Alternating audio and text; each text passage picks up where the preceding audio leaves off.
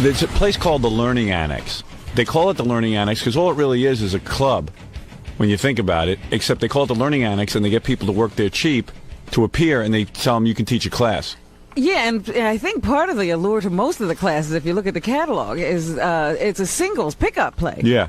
So, like, Jackie fell for it. I think he did it for like $300 because he went, hey, it's fun. Yeah. I did it for less than that. I did it for like $100 honorarium in a hotel room. Yeah, and meanwhile, probably a couple of hundred people show up at $40 a head. They're making lots of money. They make lots of money, and Jackie normally would be to a club owner, hey. I thought it was some kind of city college or something. No. I didn't realize Gary even too said, late that it was all independent. Yeah, and Gary fell for Jackie fell for it, but Gary was like, I'm not falling. They would have been offering Gary $200 for a long time. Yeah. And you know what they said to me? He told me he had 130 people there last night at $40 a head. They said, say hello to that sucker Jackie. Yeah.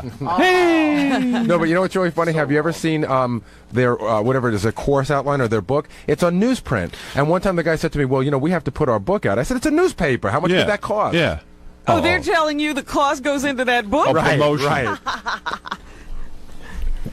Tell them to leave you out of the book. Mm-hmm. Like Elle McPherson's on the cover of the catalog this month. She's going to do a class. But, all it's going to be is a bunch of horny guys with cameras. Yeah. Hey, could you take off your clothes so we can take pictures of you? Yeah, all those would-be photographers. I'm pretty sure I'm going to be one of them, man. Yeah. I dig her a lot. Yeah, I ought to go with you. I love Elle McPherson. I just want to look at her. Yeah, me too. Do you inhale when they take pictures?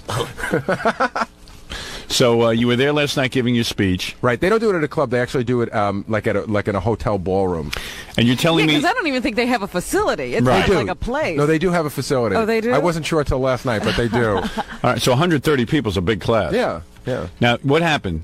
So, we did the whole class, and then we were doing questions and answers, and some guy was there, and he raised his hand. Yeah. And he said, like Stuttering John was there, and Captain Jenks, and the guy goes, at what point is Howard going to be here? Right. And I said, I thought he was being goofy. Right. No, he says, where's Howard right now? I said, he's home sleeping. Right. And they said, well, at what point will Howard get here? And I said, he's not coming. And he goes, hey, man, they told me he was going to be here. And I said, who told you that? And he said, I called the Learning Annex today, and they said he was going to be here. So I said, you must have been mistaken. I said, has anybody else here under the impression that Howard was going to be here? And everybody said no. So I don't know what this guy's deal was. Well, he started getting really, really, bummed out. He goes, this is BS, man. This is false advertising. I want my money back. So right away, I thought you guys were, throwing something at me. But it wasn't even funny. Right. So the guy kept carrying on. So finally, I said to the people in the class, I said, would we like this guy to leave so we could have some fun? And everybody said, yeah. So there was hotel security. Right. And they took him out. And I figured, hey, that's it. The guy's gone. As they're taking him out, he's screaming, this is BS. I want my money back. I'm like, hey, give the guy his money back. Well, they got him outside, and like 5 minutes later, another guy comes in and says, my friend's being arrested in the lobby thanks to you. And I said, me? I didn't do anything. He was the one. I said, he can't be getting arrested. You don't get arrested for being an idiot. Right. And after if that was the case, you'd have a life sentence. That's right. Yeah. Well, it turns out that after the class was over, I spoke to the hotel security, called the police, and they said they had him arrested for disorderly conduct. Wow. Ooh. Okay, so should I tell him now? Go ahead. What? We set that whole thing up. Did you? Yeah, because you're a moron. But I don't understand, what was it? Because we videotaped the whole thing for the E! Show. Just wanted to see how you handle stuff. Heckler. Just want to see how you handled the heckler. Did you Yeah, of course. That was my guy. He wasn't even that good an actor. And we had a video camera taping you the whole time. Oh, you did? We couldn't get somebody you'd know. So where'd you put the camera? We had it hidden in a box. But you should have left it there. I mean, I wouldn't listen. Yeah. I wouldn't say anything on the camera that We taped your whole thing. Yeah. So what'd you hear about it? Did you hear there was any material? I haven't talked to anyone yet. Did you hear there was any material that was useful for? I don't know yet. To goof on me about? Let's see. I got a whole list of stuff here. Evidently, they found a lot of interesting stuff. Oh, man. Here's Gary. You mean wait a minute? You mean it's already like sold and leadered? Oh yeah. Who did this? We did. Yeah, this gets done on time. Yeah, this gets done on time when you're not involved. Everybody gets enthusiastic when you talk, Gary. Oh, well, please. Yeah, I had a whole thing. First, we had like goofy questions, but you would have spotted that right away. Yeah. I said, so why don't you have a guy just get up and start yelling that it's a ripoff? And there was supposed to be like 6 people yelling that it was a ripoff. They were, but unfortunately, they were all yelling outside. Oh. Because afterwards they said, yeah, he was with like 6 people, but only the one guy said something. I see. Whose friend was he? I don't know where we got that guy, but he must have been pretty good because he convinced. Because Gorilla came in and said, "You should have seen it last night." They all thought it was real. Yeah. I can't wait to hear it. Why would we think differently? Are you all set? I think we're all wrecked. All right, here we go. So here's Gary at the Learning Annex as some guy stands up in the audience and tells him this is a ripoff. I love this show. Watch your back. It doesn't appear right now that we're going to play ourselves, as far as I know. Although I know that some of us are represented in the movie, we may have other people playing us. Look at Gary disappearances, answering questions about what he knows as much as About you, that movie as anybody on the street does. That's right. If you listen to the radio show, you'd know as much about the movie as Gary does. Yeah, but see, I have the option. I get to hear all 4 hours. Not I everyone see. gets to hear all 4 hours of the show. It's true. I'm a conduit to the, to the There you go. class. Any good-looking girls in the crowd? I don't remember. It was mostly guys. Mostly guys. It was a lot of women, and there were a couple of good-looking ones. But for some reason, all I could see was Celeste and Melrose Larry. Oh, they actually went. Oh, Yeah. Your eye tends to like stick on them. Because Celeste was all the way off to the side because she was in her wheelchair. She had some shirt on that had so much writing on it that you couldn't. It was like, I'm Celeste from the Howard Stern show. You know. yeah, she has to let people know. But That, I couldn't understand it. all right. You mean you didn't invite her to be a part of it? Melrose Larry got up. You know, I said, "Does anybody have a question?" So Melrose Larry got up, and I ignored him for like the first. Hey, he 15 paid his money. I ignored him for like the first 15 questions. So then I Yeah. said, "All right, Larry, you can ask a question." I said, "No statements, just a question." He goes, "Well, I have a short statement." Oh, no. So he says, "I just want to say that I've been to see a psychiatrist, and I'm all fixed up now." And then everyone just started booing him, and he sat down. He had a statement to make. What's he thinking? He's in a 12-step program? No. It's a Learning Annex thing. He kept following me around all night, explaining how he was out of his mind, Right. too addicted to the show that he couldn't really function, but now it's okay. Yeah. But in the meantime, But he's still at your appearance. and in the meantime, he said, "I will be downstairs tomorrow if you need me." Okay, very good. All right, here's Gary being heckled. I would hope, you know, John and I have discussed this, and we really don't know the answer. I would hope that we would get an opportunity to turn up in the movie in some sort of a cameo, but, you know, who knows? He and John are discussing that. Yeah. John, Stuttering John, you and not John Stuttering John? Engel. Yeah, you Yeah. won't. Yeah. You and Stuttering John have discussed showing up in some form? Oh, John's whole thing is that he can't believe that you're going to get actors to play us. We were having and I said, "John, we don't act." First of all, that hasn't been decided yet, and quite frankly, the movie actually, It's about you. yeah. Yeah. And don't But I break said- John's bubble. But I just said, like, even if we were going to be in the movie, I can't act. I'm not an actor. You're trying to make a slick movie. Exactly. There were Well, what are they scenes. going to do? Crash the set and just get on film? Well, John will crash the movie. I was hoping I'd get like a part as a bartender for a minute or something. I see. No, that's too much for you. A minute. You know what a minute on screen could do? You could ruin my career. He opened the bottles with his teeth. Yeah. Dice let Hot Tub Johnny in his dopey movie. Yeah, he did well. And look at how it Yeah. did, yeah. Yeah. That's a perfect testament. Dice is still sitting home wondering what happened. When's Howard Stern showing up tonight? Oh, here you go. So here's the guy. Oh, no. The guy must have done a good job because he convinced Is he Gary. an actor or something? Do we know? I don't know. Anybody know anything out there for me? You want to come in? Don't tell All me. right. Yeah, when's Howard Stern showing up tonight? What's that? When's Howard showing up tonight? When's it on tonight? No, when's Howard coming here tonight? Oh, he's not. He's not. He's already well into REM. Oh, I thought they'd said on the phone that he would be coming tonight, Pop. Oh, is that what he said? No, the guy on the phone said he'd possibly come tonight. You might have believed him. No. I apologize. No. He, Is there anybody else here under the impression Howard was coming tonight? No, they told me on the phone he was coming tonight. Who did? The person at the Learning Annex on the phone. I thought we had a whole bunch of people lined up to start screaming, yeah. You know, we were supposed to second it. There was, right, yeah. The person who's speaking now, his name is Jared, and he's not an actor, but you know he's a real big fan of the show. Can you answer my question? Sure. Okay. There was a bunch of people planted, but you know no one really.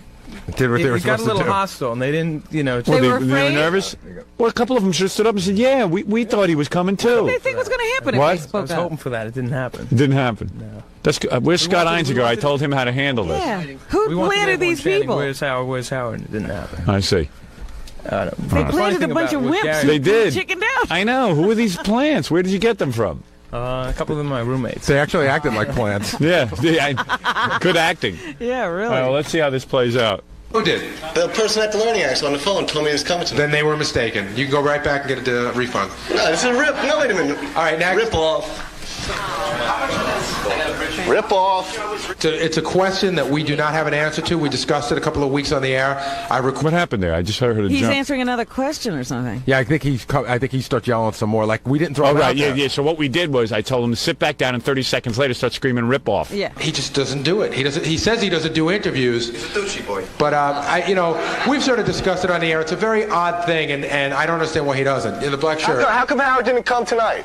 In the black shirt. How come he didn't come tonight? Because he wasn't invited. Is that the same guy? Yeah. Yeah. They This is told Meet me Boy he's Gary for the Learning Annex, not Meet the Asshole in the Is fourth he coming row out with the later? stupid hat. No, he said he was coming. What did he say? What did he say to me?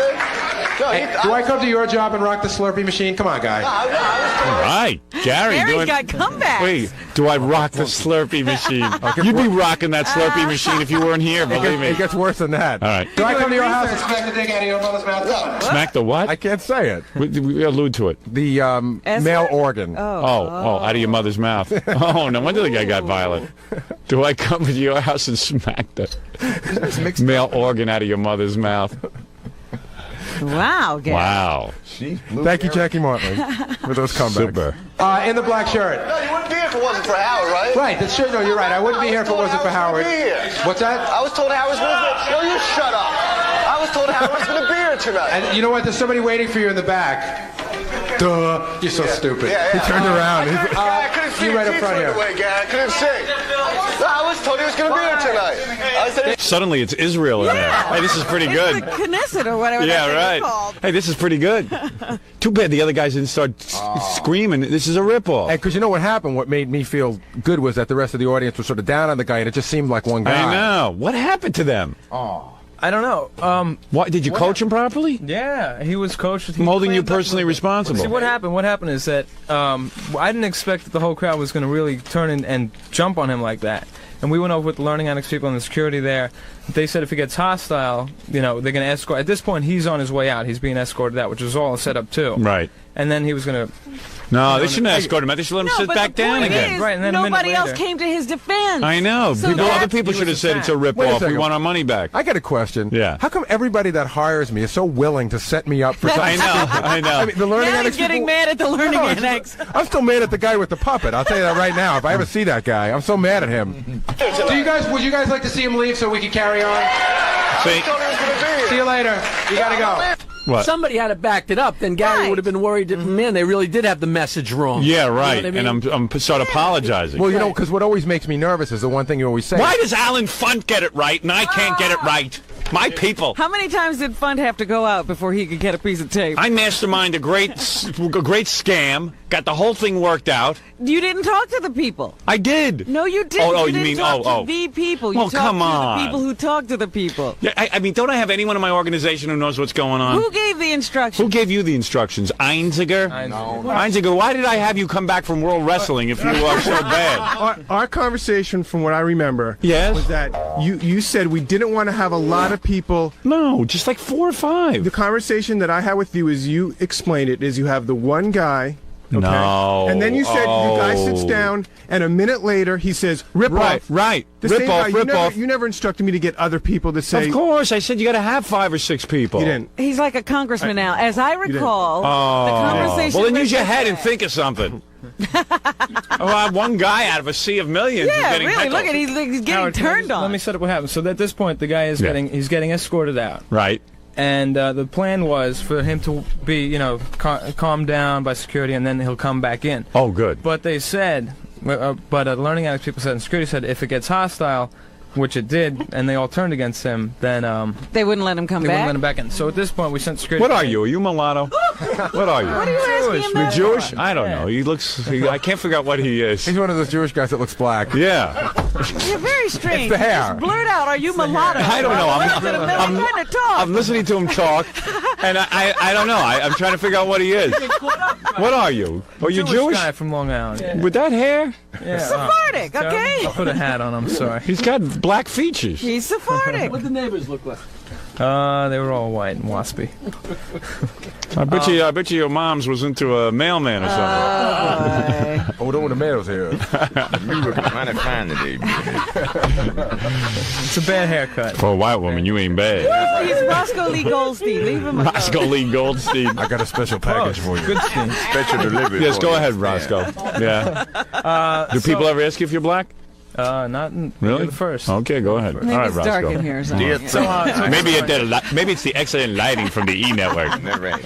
All right, Harvey So at this Washington. point, the guy was gonna, It's Harvey Washington. All right, go the ahead. guy was going to come back in, but we decided not, and said, "Einziger, shut up." All right, so go ahead. Yeah, You were saying. Look at this. He's laughing. come here to your pappy. That's right.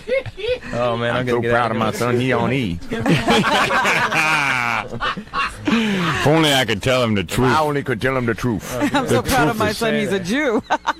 I'm so proud of my Jew son. He a star. How come he ain't a lawyer? Like the other Jew. That Or a right. doctor.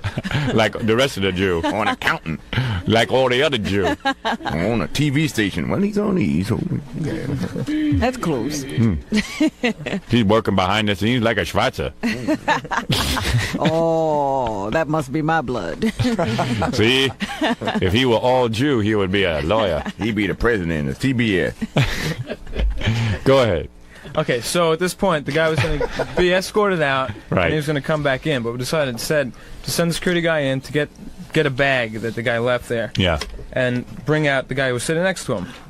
So the guy next to him came out, and we wired him up, and that's Oh, good. what the Okay. next Here we go. Oh, I paid my money. I want a refund then. Give me the So I refund. felt your pain. No, I want a refund. Hey, I would let you stay, but you acted silly. Yeah, okay. So I'll still listen to the show. right, Yeah, you all in the right, front row whatever. here. He was good, that guy. Supposed to be here. I want a refund. Not What, costing Johnny, me what? anything. What? It's not costing me anything. Right. Way in the back. Wait. I actually just want to hear Gary answering the question, the normal questions. yeah. We'll have to listen to that I next. wanted to hear his lecture. Yeah, well, we'll hear some of that. We have that coming up next. Oh, wonderful. We have Gary being introduced by the Learning Annex director. Gary introducing his seminar. Gary's story about how, what he did before the show, which was go to BOCES. Oh. What'd you How guys- he voluntarily went to the idiot school for BOCES. That's true. And he didn't even know it was an idiot. And then Gary talking about what he does daily. That'll be interesting. I rushed through that part. For what? He's a big, for giving you a hard time. He's just Well, he playing. can't be getting arrested. He is. He's a big fan. He feels bad. Can you go talk to him outside? Come on, Gary. What? He was a douche. Puffs out. No, the guy was acting silly. He's not getting arrested. Dude, He was an asshole. It's you guys are just Goodbye. these guys are just being goofy. I'm sure Howard sent them. The guy right there. So you thought it? Yeah. No, I did. I really did. I just thought it was. But then afterwards, nobody sort of alluded to it, so I said, maybe the guy was just an idiot. And then when they told you he'd been arrested, did you think it was real? I just said it seemed very hard to believe that you get arrested for heckling somebody. So I didn't even think about it at all. Come on, Gary. This is definitely some sort of a You wacky setup for the retard. show, and we'll figure it out tomorrow. All right, so there you go. Hey, very good, Gary. He's punch drunk from all the wacky setups. Everything that happens, he thinks probably in his life is a setup for the show. I just want to see if there's anything worthwhile listening to on this Fa-Fa-Folai tape. Okay. Booey. Gary's, I was just curious to see when someone hires Gary to give a guest lecture, what the hell he talks about. Did he work on this a long time? Did you ask him? No, I don't think so. Everybody was very satisfied last night. Were Nobody they? felt slighted. It was How many fun. hours? 2 hours? 2.5. Maybe 2:45. Gary loves to rap about what he does on the show. He loves it. He'll talk to anyone about it. That could take up 2.5 hours, don't you think? Yeah. I wish he spent that much time doing it. Yeah, he's out of here pretty quick. He gets himself done pretty quickly in a day. Oh, that's just so not true. Here comes Gary. Big I ovation. listened during the commercials. I listened to the guy introducing him. It wasn't all that funny. Yeah. Yeah. I mean, it was just goofy. How did he introduce Gary? I mean, what do you say about a Gary when you have him come He out? said he's known all over the world and as Baba Booey, and Baba Booey is. You know what you do? You list Howard's credits and Yeah. you say I assisted on it. And he goes, he also was the producer of the Howard Stern Show, producer of Butt Bongo Fiesta, which he wasn't. Segment No. producer. Oh, It's a segment. He's a segment producer. I see. Which he wasn't either. And what segment were you the producer of? I don't remember, but that's what it said on the credits. Did it? When was he in the monkey outfit? Oh yeah, that's right. During that segment. Well, that's more acting. Yeah, I know. Gary always wanted a credit as segment producer, but at some point your resume looks dumb because everything he has a credit for is anything I've done. So I give it to him. I mean, it's no big deal to me. I mean, I said, Gary. But can you really put that on a resume? Yeah, I mean, it's without an being empty. laughed out of the room. Yeah, it's an empty thing to have segment producer if you really didn't do anything. Now wait a second. Everything I do isn't involved with the show. I did book Stuttering John's video, That's right. and I did. I was a consultant for the Colin Quinn show on MTV For about a day. 3 weeks. Yeah. The show didn't last that long. No. Not my fault. Not Colin's fault. A lot of people go Baba Booey. I hear when you walk out. Mostly Melrose Larry. Oh. Good evening. Good evening. Welcome to an evening with Baba Booey. 130 people with nothing better to do. Wow. Nice job cutting So this basically up. what I'm going to do is talk about how I got to where I am, what it is that I do. Because if you were to listen to Howard, I really don't do anything. Oh, So he's going to refute that tonight. we'll actually play around and figure out what it is that I do. And I'll show some tapes, a lot of them from our old Channel 9 TV show, because we really did some legendary stuff there that hardly ever got an opportunity. Gary goes around showing tapes of my old TV show, which I think I have a problem with. I haven't figured out why yet. Can I just say something? Yeah. I know you asked me, and I said, okay. Yeah, but, you were the guy who said... and but quite frankly, I said to Gary, I don't know that you have the right to do that. This whole thing was sort of inspired by you, because I went to see Billy West, and I said, told you what Billy did, and you said, hey, you should do something like that. No, you should do something like what Billy does, get a cartoon, Ren and Stimpy, not show my tapes. Inspired by me. Why am I the inspiration for all his bad ideas? I would never do any... If you told me to stop doing it tomorrow, I would. I would Stop never doing it. Okay, I will. I would Thank never you. do anything All right, that good. you didn't want. So they're showing tapes of me.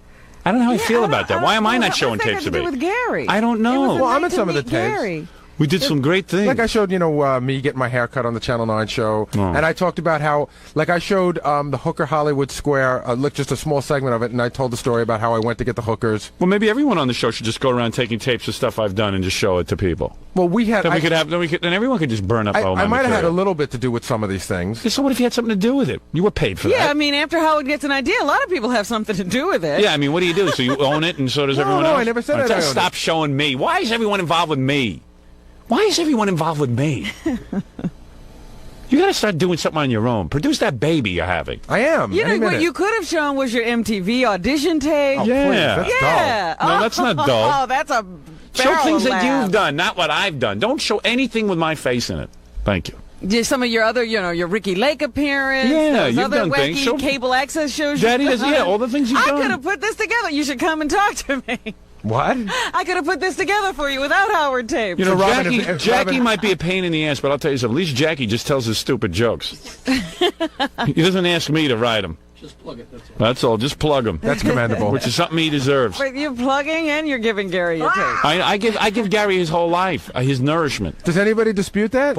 No, but I mean, for God's sakes, just leave me out of it. You should have done a lecture. For What was that? You should have done a lecture for Why me. didn't you Oh, yeah. videotape Howard with a special message about Gary? Yeah, right. A Gary message. He's full. Pay to be seen. Oh boy. So basically, what he told you he's going to do is going to tell you what he does and then show tapes of me Yes. at his I Learning guess that's Annex. what he does. He follows you around. So how much money did I make last night? 0. Where's my cut? I guess I'll start from the beginning, how I ended up with Howard Stern. When I was in high school, how many people here are from New York State? many people- They flew in from all Oh, over the yeah, country. they were from all They over. did. Some of them did. And was Howard, there's New Jersey. I'd and fly in Connecticut. too if you get to see my tapes. There's New Jersey and Connecticut, All right. How many people know what Bosie's is? Listen to his resume. Bosie's and then the Howard Stern Show. This is who I Yeah, have. but you know what? I love this way he's speaking. He just starts mentioning names of places and getting applause. I know. How many people from New York State? That's not my fault. How many people know Bosie's? Yay! All right. I like that. Okay. There's really a non-story here. A guy was in high school. He was the stupidest guy in his high school. Went and learned a trade. What were you learning at Bosie's? Refrigerator repair? No. Come on, be honest. I was going for commercial photography. Oh, commercial photography. And hasn't taken one picture there. Yeah. Yes. You should see the pictures he takes. No, wait a second. I am the official photographer of the Howard Stern No, Show. you are the official photographer of my feet for the Howard Stern Show, which is all you seem to capture. Bosie's, my friends nicely call idiot school. Bosie's is a vocational school, and when you're in high Imagine school, this is a lecture. You can do half your... What is it, John? I was just going to say, this intro of what he did before you Yeah. lasts for about 45 minutes. Oh, really? God. Oh, he goes through his record store work. He goes through his he goes through his job at Houlihan's, and how, Oh, my and how he God. stayed out late and went drinking after work. John, you're taking it all out of context. No, I talked about all the stuff that... Are people sleeping Well, through see, it? I wanted to tell Gary, off the air that this part should only have been 10 minutes. No, but instead- and John's right. This part went a little long. I mean, but no it's the one, first time I ever Gary. did it. Everyone in their life has done that. No, it was the first time I ever did it. John's right. It went a little long. Read my book. I don't talk about being a camp counselor. Hey, everybody doesn't get everything right the first time. But Gary, if you're going to talk about how, Bosie's didn't get you to Nobody Howard. invited you into this conversation, Robin. I remember that. Bosie's didn't get you She's to invited as long as Howard. she got a microphone open. So Gary basically experimented at $40 a head. Yeah. Yeah, well, at least I experimented a little bit more than you got, you moron. You experimented for free. How many people know Bosie's? Oh. Right, Jackie? Yeah, I admit it. I He got a didn't know- stipend. I didn't know what to do, An and I wasn't sure honorarium. what I was going to do, so I just went and gave it a try. So in other words, knew- you I didn't knew- feel comfortable taking taking the- money for something you didn't know I you had were no going to do. idea what I was going to do. All right, So fair enough. So Jackie just let the Learning Annex take it, and he got nothing out of it. That's right. That was very Good work. Honorable. Good work. You sell those T-shirts after the show? Come on, be honest. No. You liar. At your home school, and then you can do your other half a day at this vocational school. And most of the majors there are like...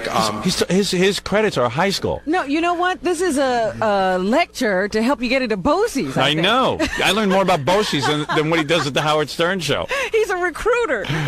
Bosie's is, for anyone around the country, Bosie's is for idiots. There's no disputing When They your don't even parents- bother to tell you to come all the time. When you have to go home and your guidance counselor has told you to tell your parents you're suitable for Bosie's, that's like saying to your parents, your genetics are, you come from sewer rats. You're close to retard. You're close to retard. You're as close to retard without actually be putting into a retard school. I learned two things equally at Bosie's. One of them was how to make pictures, and the other one was how to do bong hits. Right. You were allowed to smoke in class. So what does he talk about at the record store? Does he list the actual records he sold? He really gets pretty descriptive about his job. Oh, wait, I got to go on with this. Wait a second. Gary Puppet wants to say something. See, I used to stock Loverboy and Bryan Adams records. Oh, before we go too far, I'd like to go a little bit back, a little bit more. At 8, I had a paper route. At 9, I finally stopped wetting my bed. And at 10, I had my first Italian ice. Whoopee. At one point, he goes, "Well, see, on one of my jobs, I was the token idiot."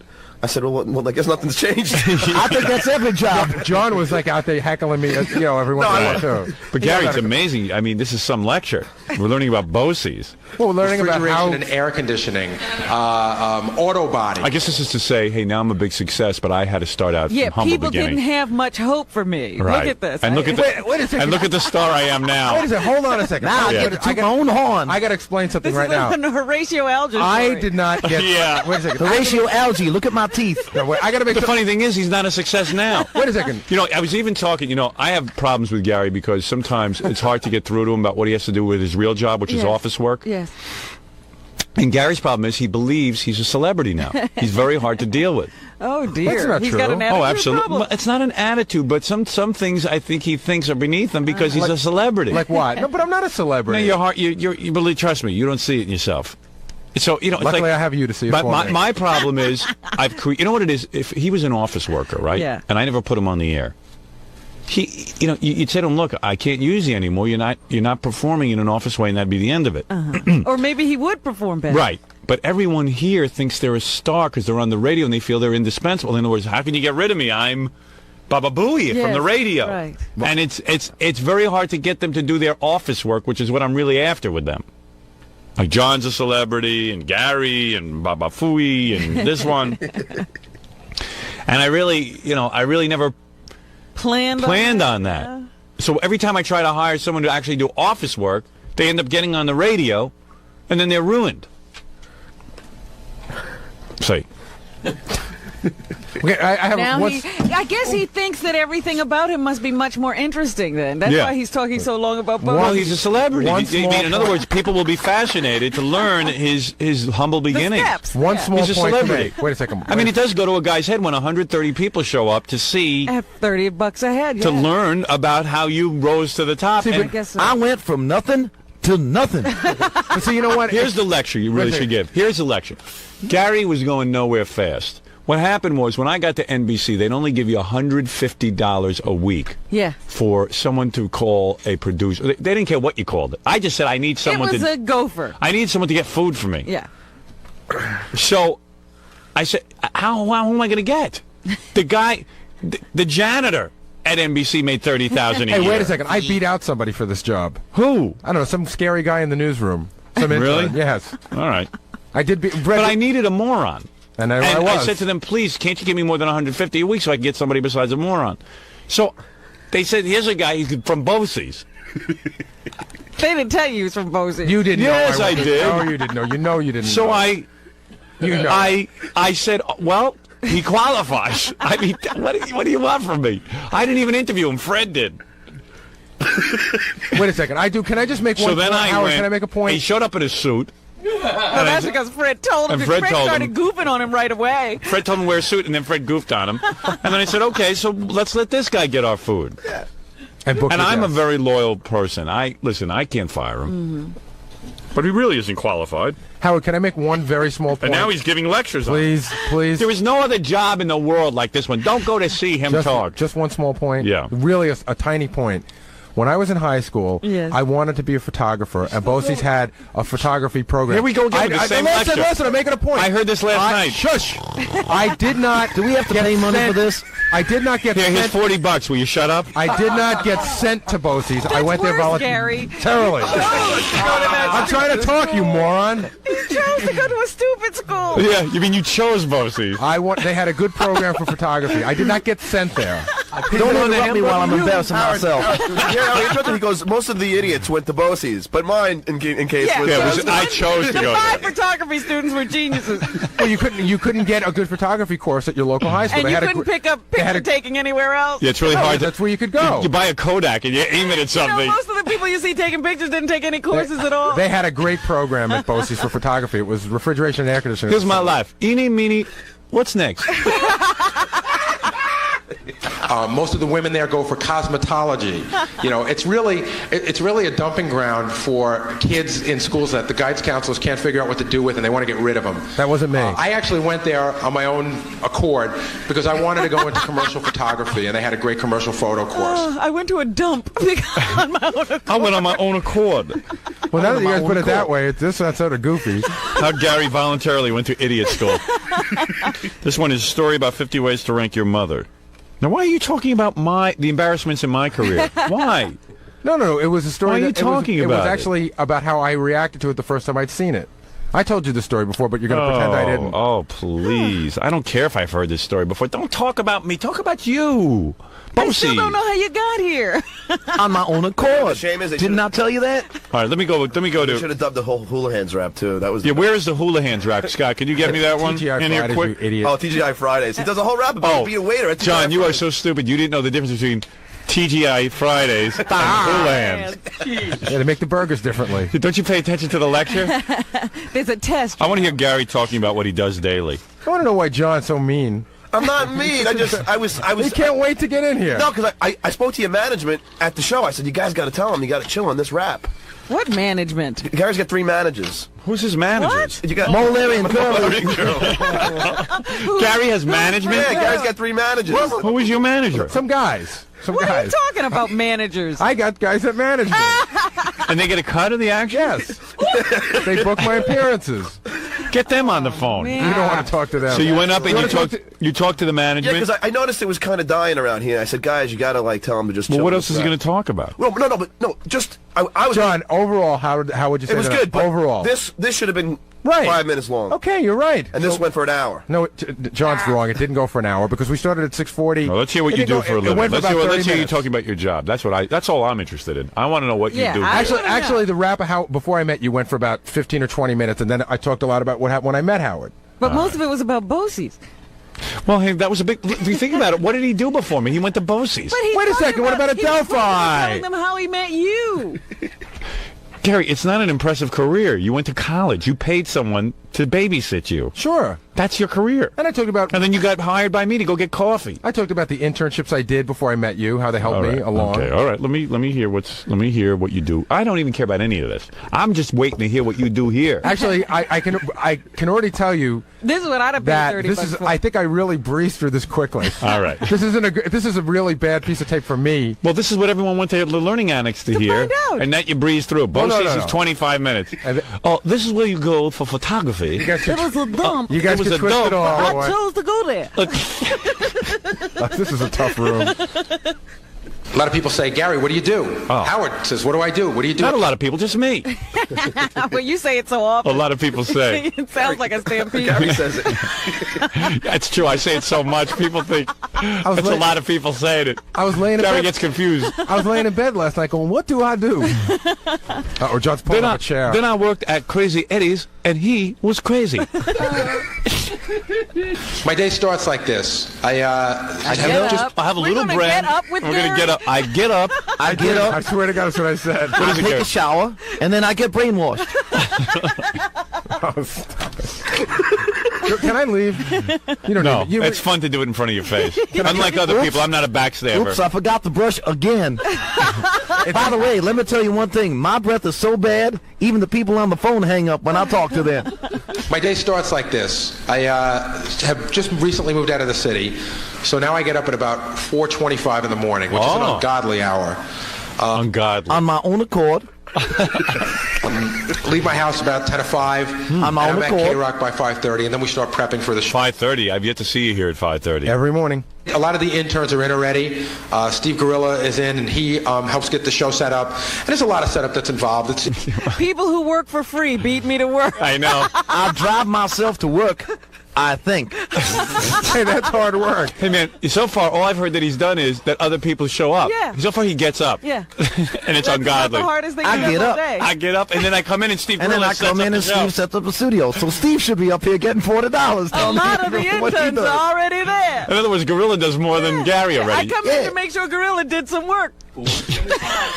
Chairs there? Very good, Steve. Thank you. 4:25. You gotta turn around. It's so much easier not looking at you. You gotta see the face. It's so much easier not looking at you. Both 4:25. Ungodly.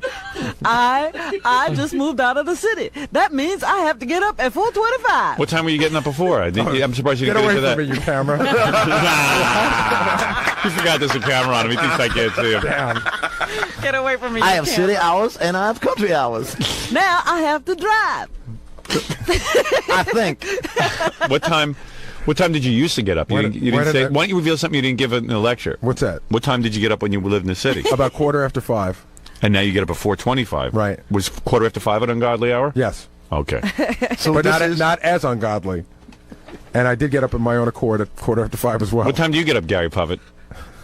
As soon as I get taken out of the bag. Well, it depends. Am I in the city or am I in the country? Well, I guess. Could you call Connecticut because I moved and they have to change the little sign that says the population? Add one. I'm waiting for my number. My population hasn't shifted. Oh, add Mary too. And our baby. And our little baby Booey. It's really tedious stuff. We're on in 18 different markets, and every market has to know what commercials are going to be run that day so they can follow along. Howard likes the studios. What does Gary have to do with So that? far, nothing. What is he doing? He's vamping till he gets to what he does. That's true. He's trying to make it look long. Right. There's 18 markets and a lot of commercials. It's really tedious stuff. I What? gave that to You Kathy don't to do. any of All that the tedious stuff Kathy's doing. Set up just so, we have our own sets of headphones. We have our own chairs that we like to use. Everything's got to be set up in a way we block out. Do you do the setup? No. No, but I oversee it. And make sure it's done correctly. What is it, Gary Puppet? And now, I'd like to give you the 1975 Yankee lineup. On first base, Chris Chambliss. The window so that people can't look in, which everybody comes and thinks is really stupid, but you would find it really difficult to work if somebody was staring at you while you were doing your job, and that's what happens. So we put newspaper over the window. We. I like this Who we. does that, John? A Grillo, and it's not even newspaper. Oh, well, that makes a big difference, John. Well, if you're going to be Well, accurate. if you did the job, you'd know what it But was. so far, the question was, you said you were going to now tell what you did. John can get everything right except looking at a clock and getting here on time. Oh, come on. I was at your thing for 3 hours. So what are you telling me, Gary? What do you do? Huh? We still don't know what When you do we do. get to what you do? It's coming up right now. All right, good. Get All right right, there. all Unless right. Scott cut it off if we're lucky. We do those sort of things. And then the show starts. While the show is on, I open up the mail. I go through Howard's mail and really sift through, because there's a lot of junk in the mail that's not necessary for him to see. There's a lot of stuff that's really good right for the moment. And then I listen to the show, and every Tuesday, as Gorilla tells you. And I listen to the show, and then it's like that's when you hear Howard yelling, He listens to the show. He comes in at 5:30 in the morning to listen to the show. So he does exactly what I thought he does. Yeah. At an ungodly hour. Well, and he does open the mail. Well, he's supposed to open the mail after the show, but he likes to get out of here quick. So Yeah. he now does it during the show because there's nothing else to do. No, I like to do it during the show because there are things we can use for that day, that moment. But, you know. When is the last time he came in with a letter that needed to That get on the air for day. the moment? That The day before yesterday, I actually okay. did. Thank I did. I came in 2 days ago with one. Get me the number for McDonald's in Lebanon. You know, I want to call McDonald's in Lebanon or something. And actually, I have a radio in my office that is a direct feed because I don't know how many of you people know, but the show is broadcast on delay. What we're doing, you're hearing around 70 seconds later. Oh. All right, I can't. This is the most boring. Yeah, it's boring for you. It is boring. Well, because you know it. I know it. I wonder if he told him about the time he was supposed to get the librarian's number and you asked him if he tried information. Yeah. Whoops. Yeah. Gary doesn't tell you about his failures. So That would be interesting. part of my job is to look up numbers if Howard needs a number. So what I did was Howard needed a number for a librarian. So You don't need me for this part. I got a private detective, called and they couldn't newspaper. find her. You know, I can't called leave the Gary. news- And then I called CNN, and they couldn't find her. So for 2 days, I'm waiting to get the number for this Westico. He goes, I called the newspaper. I got a direct. And the reporter doesn't want to give me the number. But we're arguing about it. So we say to Gary, maybe you should just ask the operator if she's listed.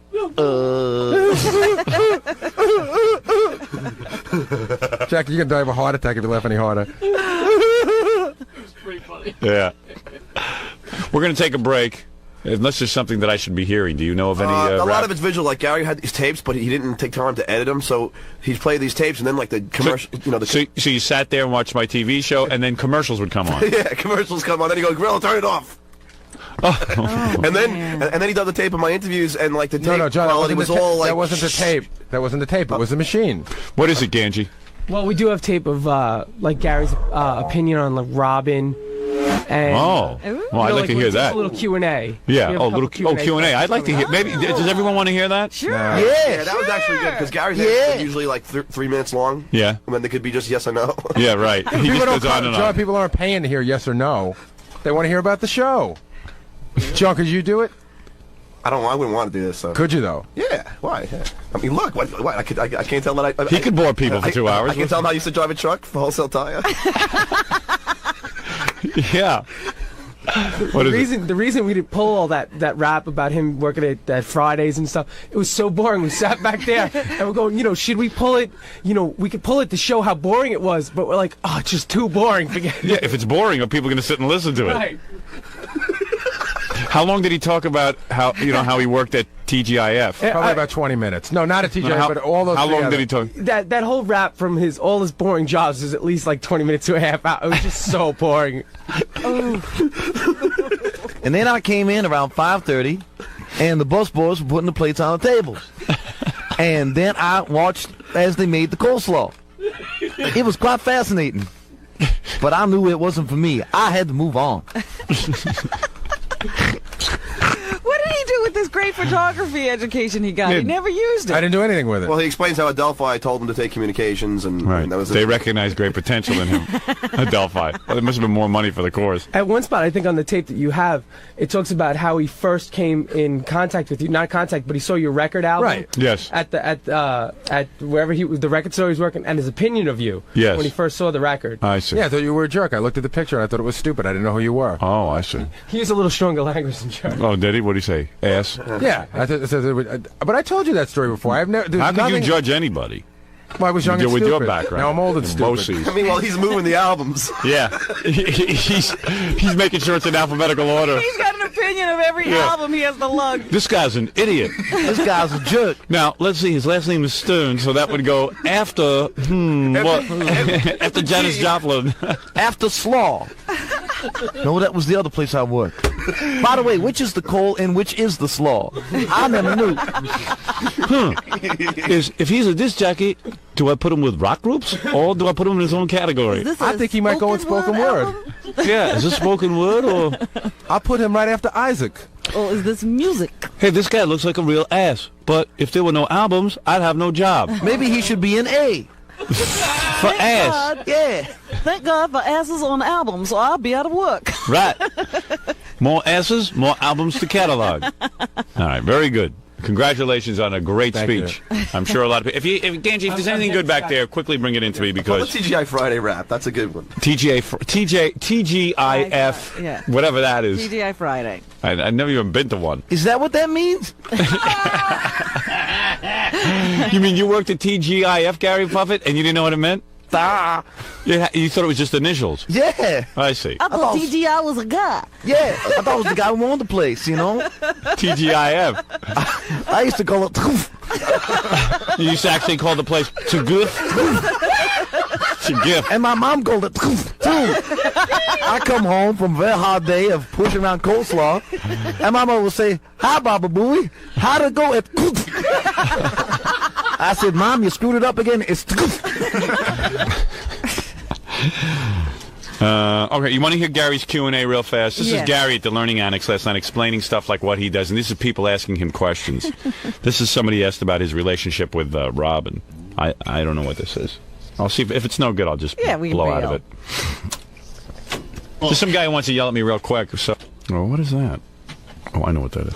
I don't know what reel I've got. Nobody talks. What we're going to do now is we're just going to open it up for questions and answers. You know, see if anybody has any questions that you want to ask myself. Supposedly he talked for an hour and a half before he opened it up to questions and answers, and the hour and a half was all about his his BOCES and Right, his background. yeah.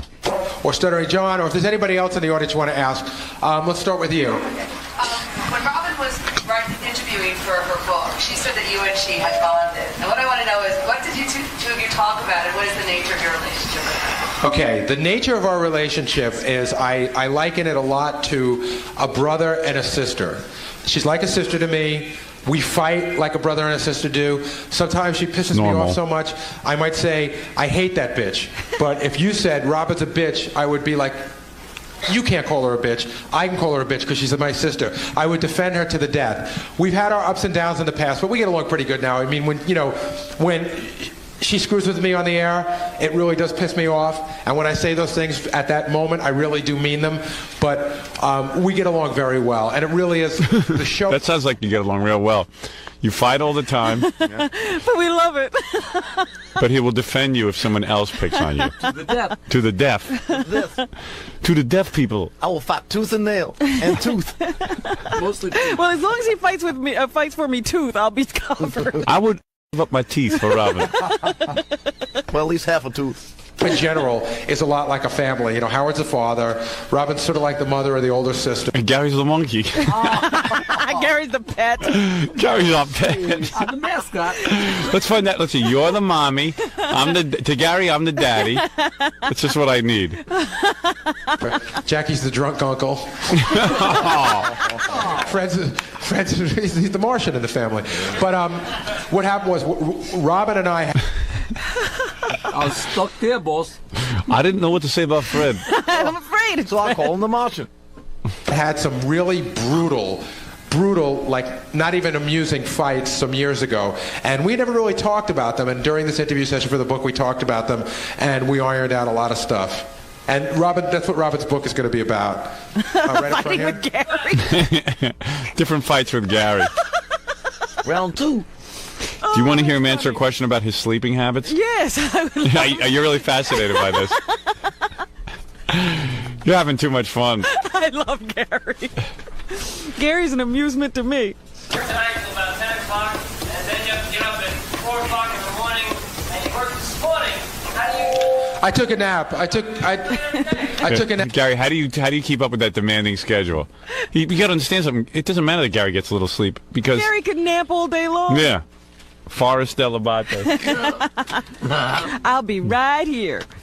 Nap. I took a nap this afternoon, and you learn to live on less sleep, and you learn how to, I couldn't do 3 of these in a week. I'm going to do this. I'm going to get a minimal amount of sleep tomorrow. I'll leave work tomorrow, and then actually I have an appearance tomorrow night with John Bobbitt at the. So in other words, he's dopey for his job. Absolutely. Yeah, he'll be so tired that. He saved himself for this. Yeah. In other words, he slept all afternoon instead of being here working. Yeah. Yeah, these personal appearances are doing me a lot of good. Also. Sorry, Gary Puppet? Also, to prepare for tonight, I've been resting my brain since 1979. Paradise Club. But I'll go home and catch some sleep.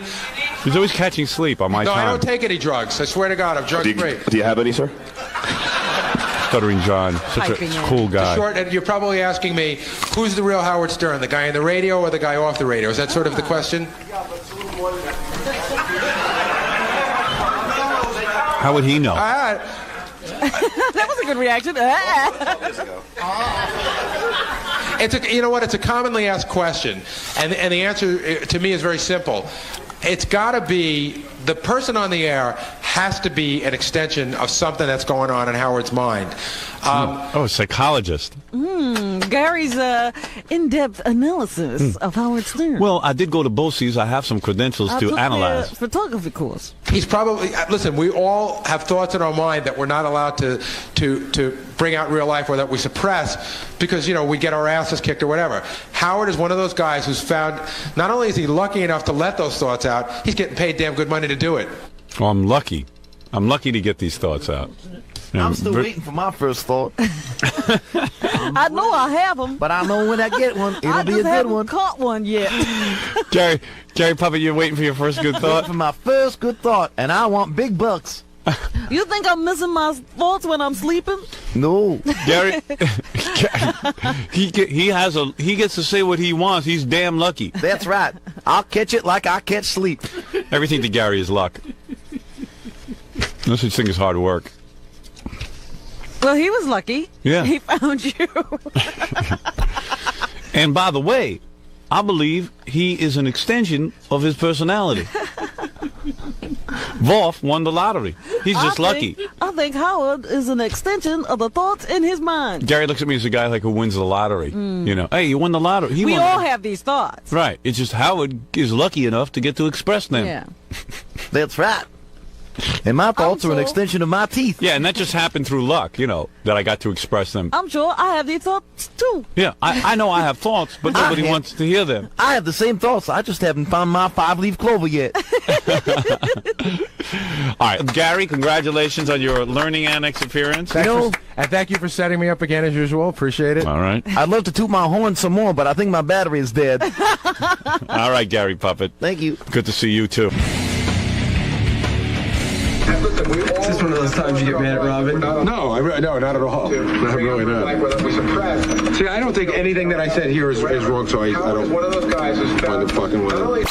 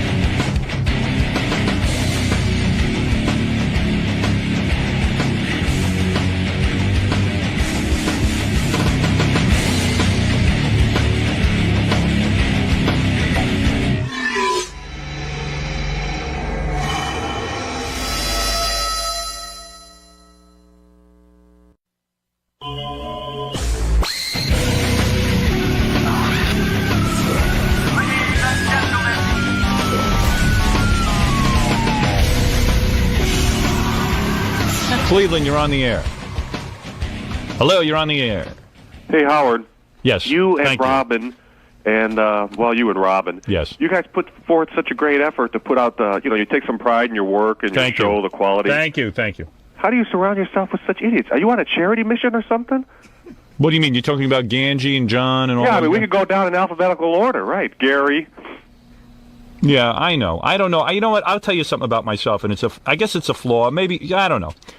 I am one of those guys who is, and Robin knows this about me, so listen, at least I recognize my own flaws. Well, I look at it as a virtue. Over the years, you have taught me it is a virtue. I've tried.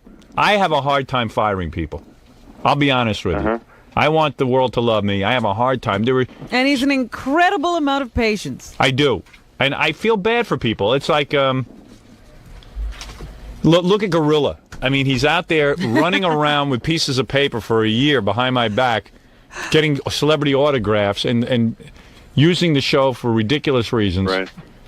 He conspires with Jackie Jokeman. And I feel bad for the guy afterward. I don't know what it is. I do feel bad for these people. I feel like God gave me a gift. He gave me certain blessings in life. I have an incredible amount of not intelligence, but common sense. And what is worse is that I get stuck trying to explain life to these people. Right. Robin has to train Because he them. insists on keeping them around. Right. So Robin's job is to pick up the pieces. That might be the problem right there. Yeah. Nope. You don't know how much trouble I avert around here. When you do get off the air someday, I'll be curious to see these guys' job prospects. Oh, that's going to be the best. That's going to be the best. Robin We'll and all I sit back and that'll be our entertainment. You'll have to do an anniversary show and like a comeback special or something. Just to I would like to highlight do that, everything. even if I don't come to terms with this company and I stop working here after a year.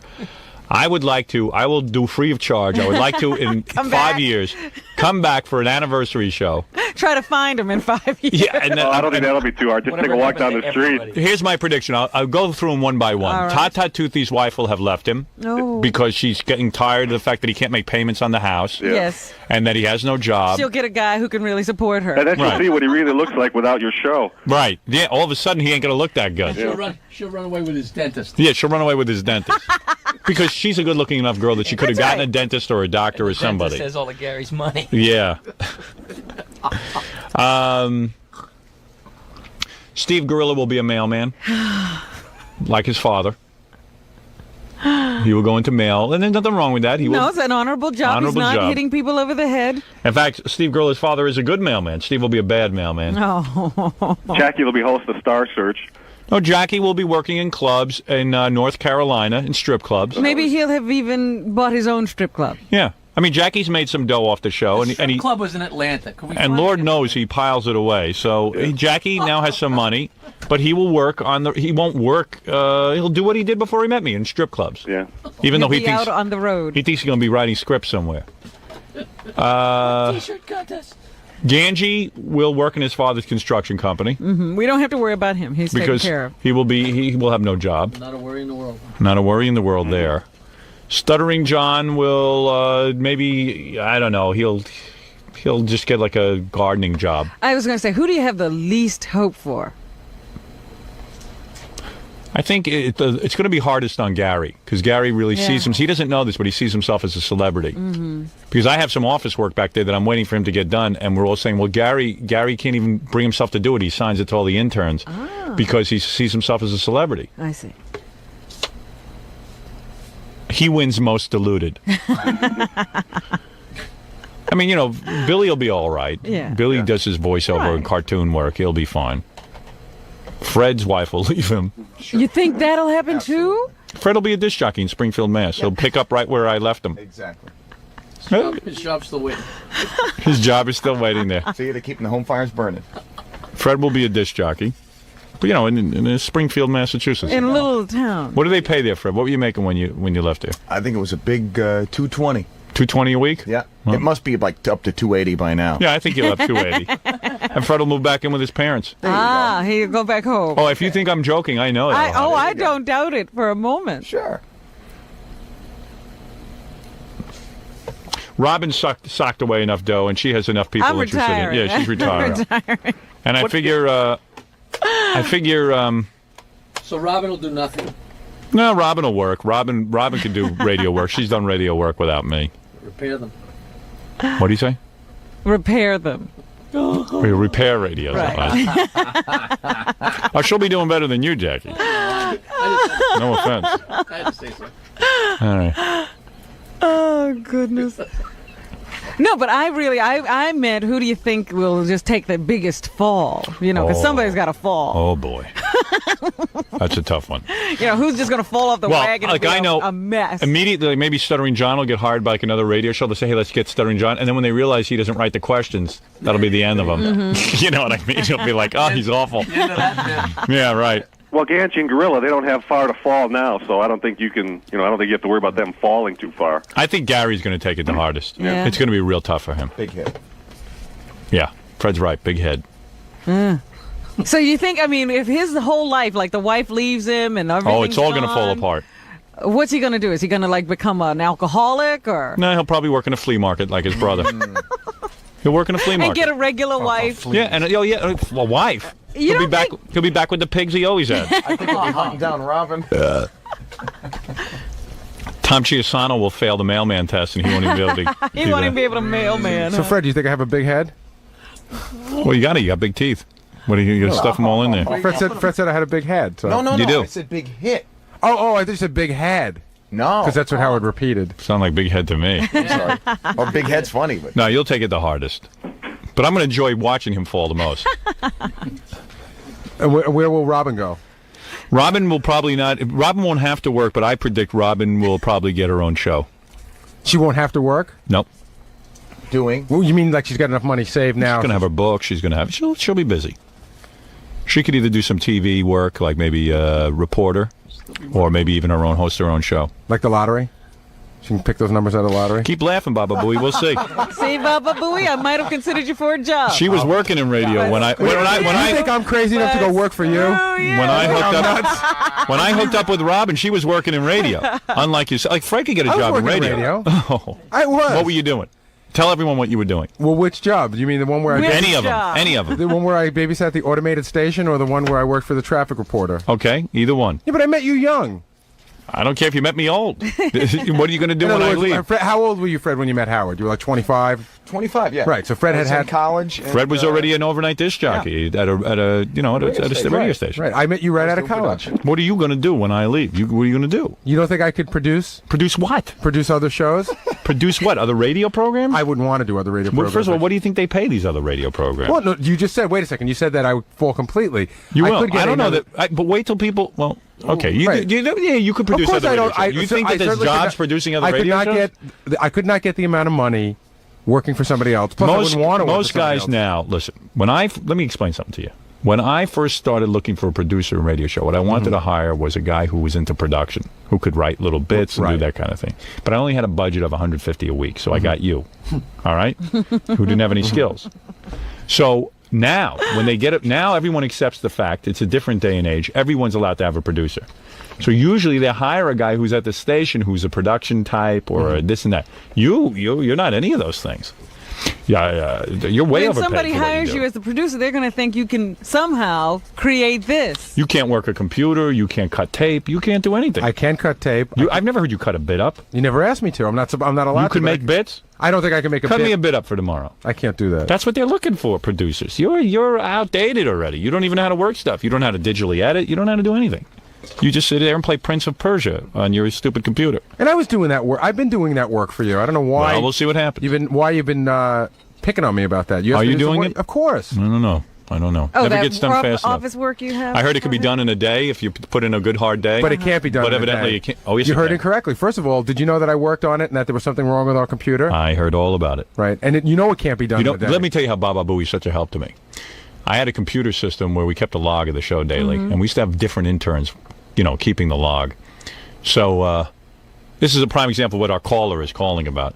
So Baba Booey, unbeknownst to me, his job was supposed to go in and check the different interns' work to make sure that they made proper entries into their log. Yes. Of course, there's about 7,000 entries where the people just didn't even put a date in or a subject or anything because he never checked their work. This was tons of the work. Yeah. So now we have to go back. Logged in wrong. Right. Tons of 7,000 entries. Ooh. Ooh. I'm not even looking at you. Oh, it's nothing. It's not a big That's deal. not a big deal. Sorry. That's I'm not a sorry. big deal. I shouldn't have said that. Yeah. It's not a big deal. Robin, can we have a date and a time when you last disagreed or didn't kiss Howard's ass? Why is that kissing my ass? See? Because she's just always there to You could suck learn your from butt. her. You could. That's not I love sucking them. my It butt. is. Why? That 7,000 entries you didn't notice. She just loves to hammer everyone that ain't her. What are you talking She about? just does. 7,000 entries and you wouldn't go ooh? How come Jackie and Fred and Billy didn't go ooh? Why? Because Jackie, Fred, and Billy have a different mentality than Robin does. And what is Robin's mentality? Robin's mentality is she is for this show 100%. Jackie, I don't know what planet he's on. Fred is for the show. Fred doesn't know even what show he's on. Oh. And Billy, I don't even think Billy recognizes what planet he's on either. Robin is into this show. This is her life like it's my life. But the point point is, Gary, that you think I shouldn't have a reaction is why there are 7,000 entries. No, I don't think you should have a reaction. 7,000 times Baba Booey didn't notice. Rob, where are those good reactions when something good goes on? I always react well when something good goes on. Gary Puppet wants to say something. Excuse me. Can I distance myself from the guy I was designed to be? No, Gary Puppet. Besides that, I know one thing about Robin. Screw you, Robin. I got a second job. I use my teeth to punch holes in donuts. So while you're sitting there with your book, I'll be rolling in dough. All right. Gary Puppet checking in. No, but the point is that I'm just telling you, 7,000 entries, and your reaction. I'm sorry, I can't help it. When you say that number to me, it makes me react. Exactly. Robin, that number could have been 7. And that is the show. That is where we do best of. That's our business. It's everything that I do. That is our entire history. If Gary could do one thing, I would expect him to check these interns. And interns who were on crack were busy making these entries, but no one bothered to look. Well, but of course, Gary is not thrown by the 7,000 number. No. He can't comprehend a number that high. He doesn't know that's a big number. I can't believe it's up to 7,000 entries. And now he's like, how much is that? Yeah, and now he's like, why do I have to correct it? I didn't say that. I want you to learn how to work the computer. I do know how to work the computer. I don't know what you want to know. For goodness sake. I know how to work the computer. What would you like me to show you? How silly. I want to show me 7,000 entries that weren't checked. I know, but you're saying I don't know how to work the computer. You just make stuff up out You of thin air. don't. Of course I do. Anybody who knew how to work it would not have allowed this to go on. I won't even ask what happened to the checking process. I'm not going to ask. Shut up, Quivers. What happened? That's a good question. What happened to it? What happened to the checking process? It didn't happen every day. Right. 7,000 times it didn't happen. Right. Oh, I don't bad Robin, news. Robin. You know, let me just say, who I'm needs talking it? to you. Say I'm it. talking to you. Oh, but he Howard. could be a producer on another show. You think they wouldn't throw him out? Let's just, for instance, here. You come in, and once you see that it's not being logged correctly. Right. You would fire the guy. I don't know what he did. I don't know what he did when he saw it wasn't being logged correctly the first time. He never checked. He never checked. Never. I used to say to him, please check. Mm. And I did check. No, you didn't. Just not often No enough. way 7,000 times. You never saw these No, Robin, 7,000 hold going on a second, Robin. It's not 7,000 days. No. I didn't say it was 7,000 days, but you never saw it happening. But ask him what Yankees were traded in 1991. He can answer you. I don't know. I don't So follow you the should really Yankees. be a statistician for a sporting show. That's Maybe- what you should so be. that's what I could do. Maybe you'll do that. Maybe you should look for a job now so you can get a head start. After all, I'm giving you a year's notice. All right, thank What's you. the matter, man? What do you mean? What is the matter? Why are you always picking on me? I'm not picking on you. You are. Because the guy said to me, what will people do when I leave? Was that your question, sir? Yeah, that's right. Of course, these guys, you're always wrong, Howard. Everybody comes didn't in say there. Howard I'm was kissing wrong. his ass I'm because picking. Gary's always wrong. Yeah, I'm picking on him. Do you see what I'm saying? But sir, you only hear one side of the story. But Howard Let me is tell you right something. most of the time. I don't say he's wrong. I am. But why, you only hear why- one. I am right. Wait, but the guy Are only. there 7,000 wrong entries? Yes, there is. Okay. Are there 7,000 times that I could not even look up a subject as to what I said? That is correct. Right. So how am I wrong? Where I'm wrong is what this guy said to me. Why can't you ever fire anyone? I can't. I have a personality flaw. That's all. Wait a minute. What is it, Gary Puppet? Howard, you said 7,000? Yeah. Holy mackerel. Could you chisel me into a Robin dummy real quick? Jesus. 7,000. Is that more than 20? I think. Listen, I don't pick on you. Is that? It's just people ask me, how is it that you allow this to go on? I say, you know what it is? I feel bad for you. That's all. There it is. Charity. Well, I thank you. Charity. I thank you. Some people give to Ethiopia. Some people do work for muscular dystrophy. My work is with you. You're Your life is a- United Gary. Your life is a telethon. Right. People talk about charity. Charity begins at the office. Yeah, you're United Gary. That's right. United Booey. You take Fred, you keep take talking. Jackie, you take Billy, add up all their mistakes, and they don't even come close to 7,000. Robin, this is going to be telethon for you soon. Gary's going to cripple me. That's exactly right. All right, Gary. Thanks for all your help, and good luck looking for a job, because I am leaving radio. Don't leave the leave the studio. room. Watch it back. Sir, does that answer your question? Yeah, and he's not too deluded. I feel better now for his future. Yeah. What do you do for a living? I do taxes. Yep. Well, you have a living. Right. Yeah, government employee shouldn't have a problem. No, I'm not. I work against the government. Don't I'm put trying it down. to save people money. And don't put it down, Gary. The guy's more qualified than you. Not to produce the show, he isn't. Oh, yes, he is. I bet you he don't make mistakes. At least he could do our taxes. That's true. Can you count up to 7,000? Gary Puppet wants to know if you can count up to 7,000. Pretty easy, yeah. Very good. He could have the job. Flowey.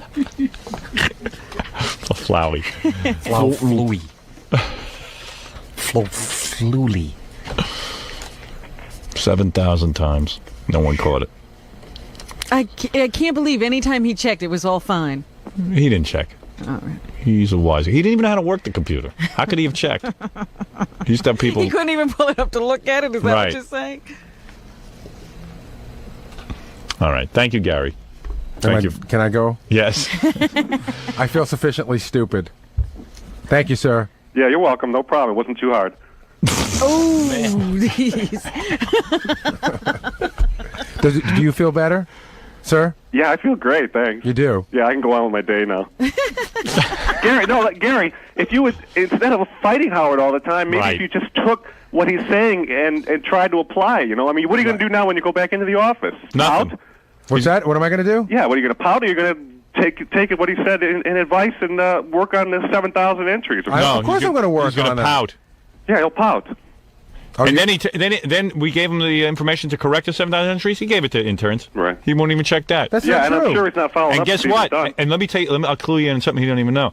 Out of the 7,000 entries, and they went back to correct them, they made mistakes on that. Oh, boy. Oh, man. And he hasn't checked those mistakes? No. These guys that work with you should learn. Obviously, you seem to be a perfectionist, and obviously it shows. I'm not in a the product perfectionist. that I you just put want out. all I want is the computer entered right. Yeah. That's all. And he's my quality control guy. Well, these guys should take note of your work ethic and apply it to themselves, and I think they could put out half of what I put out, and I'd be satisfied. Anything. Right. If they put out anything. You ever hear the expression, sir, take the bull by the horns? Yeah, right. Nobody here takes the bull by the horns. Do you understand that? They just leave it all in your lap to Right. take care of. Right. That's what I object to. That's what's worn me out. That's why I'm leaving. Although it is kind of funny when you rag on Gary, I got to admit it. It's funny, but it's really not funny. I'm because happy I'm missing 7,000 entries. I'm happy I'm there for your amusement, sir. Yeah, thank you. That's very kind of you. You're a very special person. Very kind. All right, we have to take a break and do the news. We have a lot of things to get to. We have to pick up the pieces. Now, I hope you roll under an oil truck and choke on your own blood. Why? Why? He's a Because mean you're man. He's a incompetent? mean-spirited person. Okay. He's not trying to help. He's not trying to help. He did try to help. He gave you the best advice I've ever heard But he's anyone not. give you. He He summed it up in one sentence. He's this just guy. saying something to get under my skin. No, to he get said, between you and I. do to you get go back to rag the on office me. and pout, or do you do something about it? Well, of course I'm going to do something. I'm going to work on this project today. All right. And I'm going to work on it. But what else would you like me to do, sir? It just seems that you are constantly fighting. Howard's always wrong. You're always right. That's And not it just- so. Oh, yes. He's right. I've never said to You Howard, got you're mad at right. Robin. I've never said to Howard, you're right. Hello? You've never said to Knucklehead. Howard, you're right? I never said to Howard, Howard, you're right and I was wrong. I don't know about that, Gary. Well, I go bet back you got and listen a to few the things on tape. In between. How can he listen to the tape? 7,000 entries were there. We might be able to find. I bet How can he listen to the tape? entries that aren't filed right now. If you filed the entries, thank you. Yeah, those are probably 7,000 entries where you were ragging on Gary that he can't. He's that gone. He lost. He's gone. He's gone. He left. You drove him out of the room. Thank you. All right. Thanks. All right. Bye-bye. Floppy Flooey. All right. Let's take a break and it then was do the only news. floppy. Let's do the news. Okay. That call was very upsetting. I wasn't going to bring that It up. was a tough one. Yeah, you never even mentioned that to me. No, I'm too hurt by it. 7,000 times. Ganji's got to get a shot of the computer monitor with the mistakes on. Yeah. Well, it's not really 7,000. I only missed the first 6,999. Oh, you caught it on the 7,000. Yeah.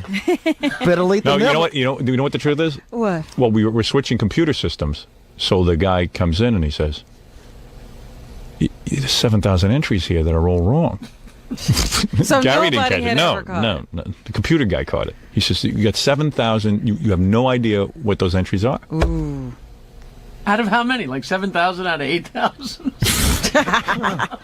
Well, no, there's hundreds of thousands of entries, they but log quite frequently. That's a pretty big number. that's a pretty big number.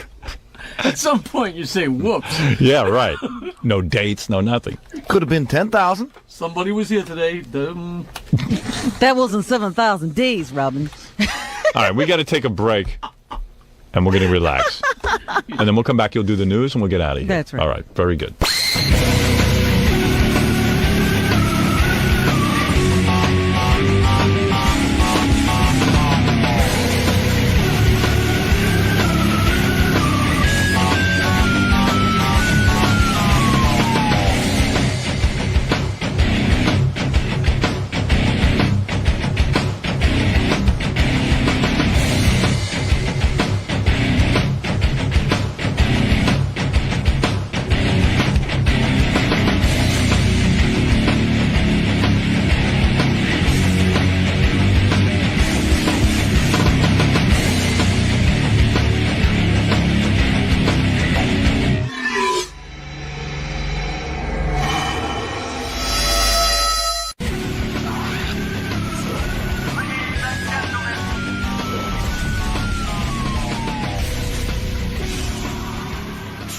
Scott Baio's here. We tell him to come by at 8:30 if he wants to be on the show. He shows up at 10 to 10. I want to go home.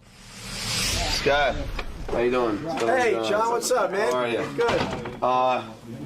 The 2-pack now.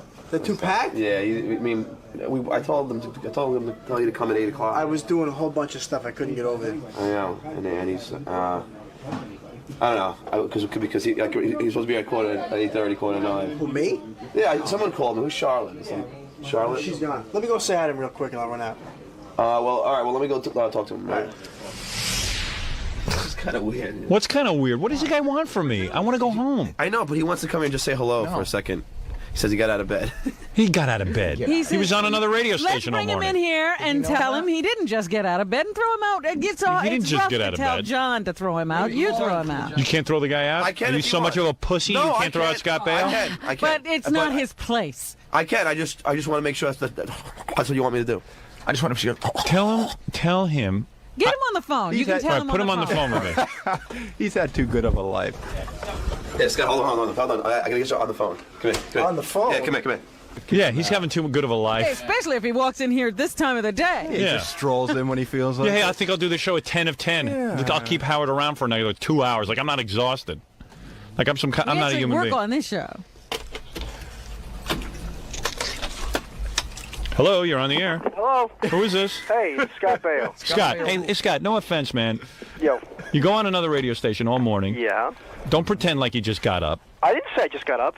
Oh, John said you did. No, I didn't. I got up at 5 o'clock in the morning. I was into having you on the show at 8:30. I want to go I would home. love to have come on, but I had a bunch of other shows I had to do that were booked. Yeah, well, hey, man. I mean, whose fault is that? It's not. It's a lot of people's fault. You went on a station. Listen, I came by to say hello to you as a gentleman. If you don't want, that's fine. It's no big deal.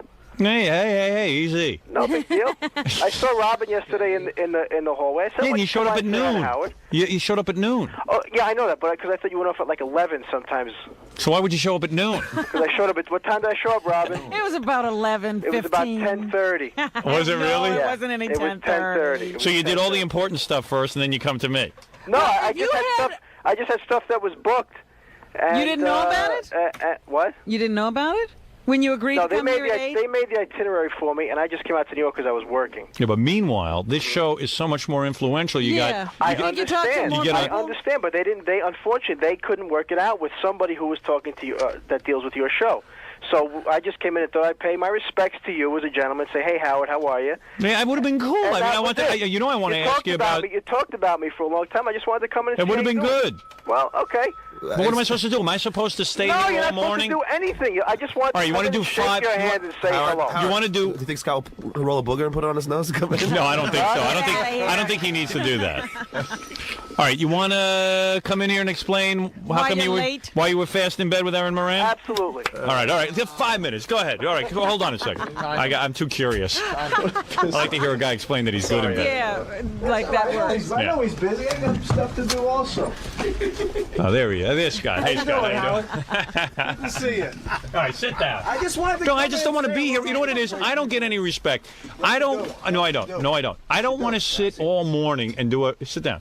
I don't want to sit all morning and do a radio show. I want to go home at some point. I don't blame you. I wanted you to come I in. was up at 5 o'clock in the morning trying to promote this new show I'm doing, and for some reason they didn't book you, and I just wanted to come in and see how you're doing, and that was so. They didn't book me because they don't want you talking about. Yeah, we've tried to get you through your people before. They always say no. Well, they don't tell me. So Of course not. But there's nothing I can do about that, and I enjoy your show very much. Thank you, Scott. And, I knew you did. That's why I was excited to have you in. But everybody pisses on me. I tried to get here at like 8:30, but I was doing the Today in New York thing. And that show sucks. But this is what that was. Okay. Your publicist should be fired. It's very good to see. You should fire your publicist. Well. Okay. All right, that's More enough. people That are is you. listening to you now I than will understand that. ever have seen you on Good Morning New York. All right, let's get to it quick because I really do have to get out of here. Seriously. So you get Aaron Moran in the sack during Joni Loves Now Shots. you're very young, mind you. Right. How now, old how old are were you when you got her in the sack? About 2020. 2020. So wait a second. So she calls in. Now, either she's a spurned lover or something, but she says you're Mr. Quick Draw McDraw, right? And you went ape when you heard that. Well, I was 16 years old when I was Quick Draw McGraw. I mean, and come on, what do you expect? You're saying you've gotten better in the sack since then. Absolutely. Right. And who is she People to aren't say saying that anymore. Hey, huh? listen, listen, I'm no better than you are. I do it in 2 seconds. Even now, I do it in 2 seconds. Yeah, me too. I mean, I don't think there's anything wrong with admitting that. I don't even. Especially if it's somebody new. Yeah, when somebody says to me they can hold out, I go, well, how do you do that? Yeah, that's tough. I've talked to black guys, and I don't believe him. Me and this black guy shared a tent one summer. Were you there? No, never was there when he had sex. He was there when I had sex. And he says to me, you don't even know how to please a woman. He says, I can hold out for like over an hour and a half. I go, you haven't had sex in a while and you could hold out for an hour and a half? No way. No way way. in hell. It feels too good. And why would I want to anyway? What, I care about your pleasure?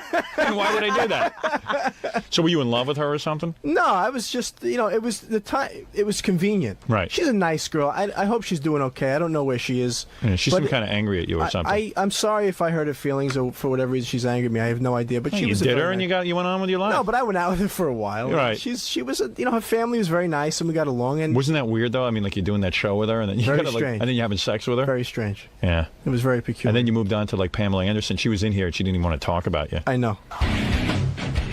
So you go to the Playboy Mansion and you meet the guy, Scott Baio. We just slept together. You slept together in the same bed? Whose idea was that? Well, both of ours.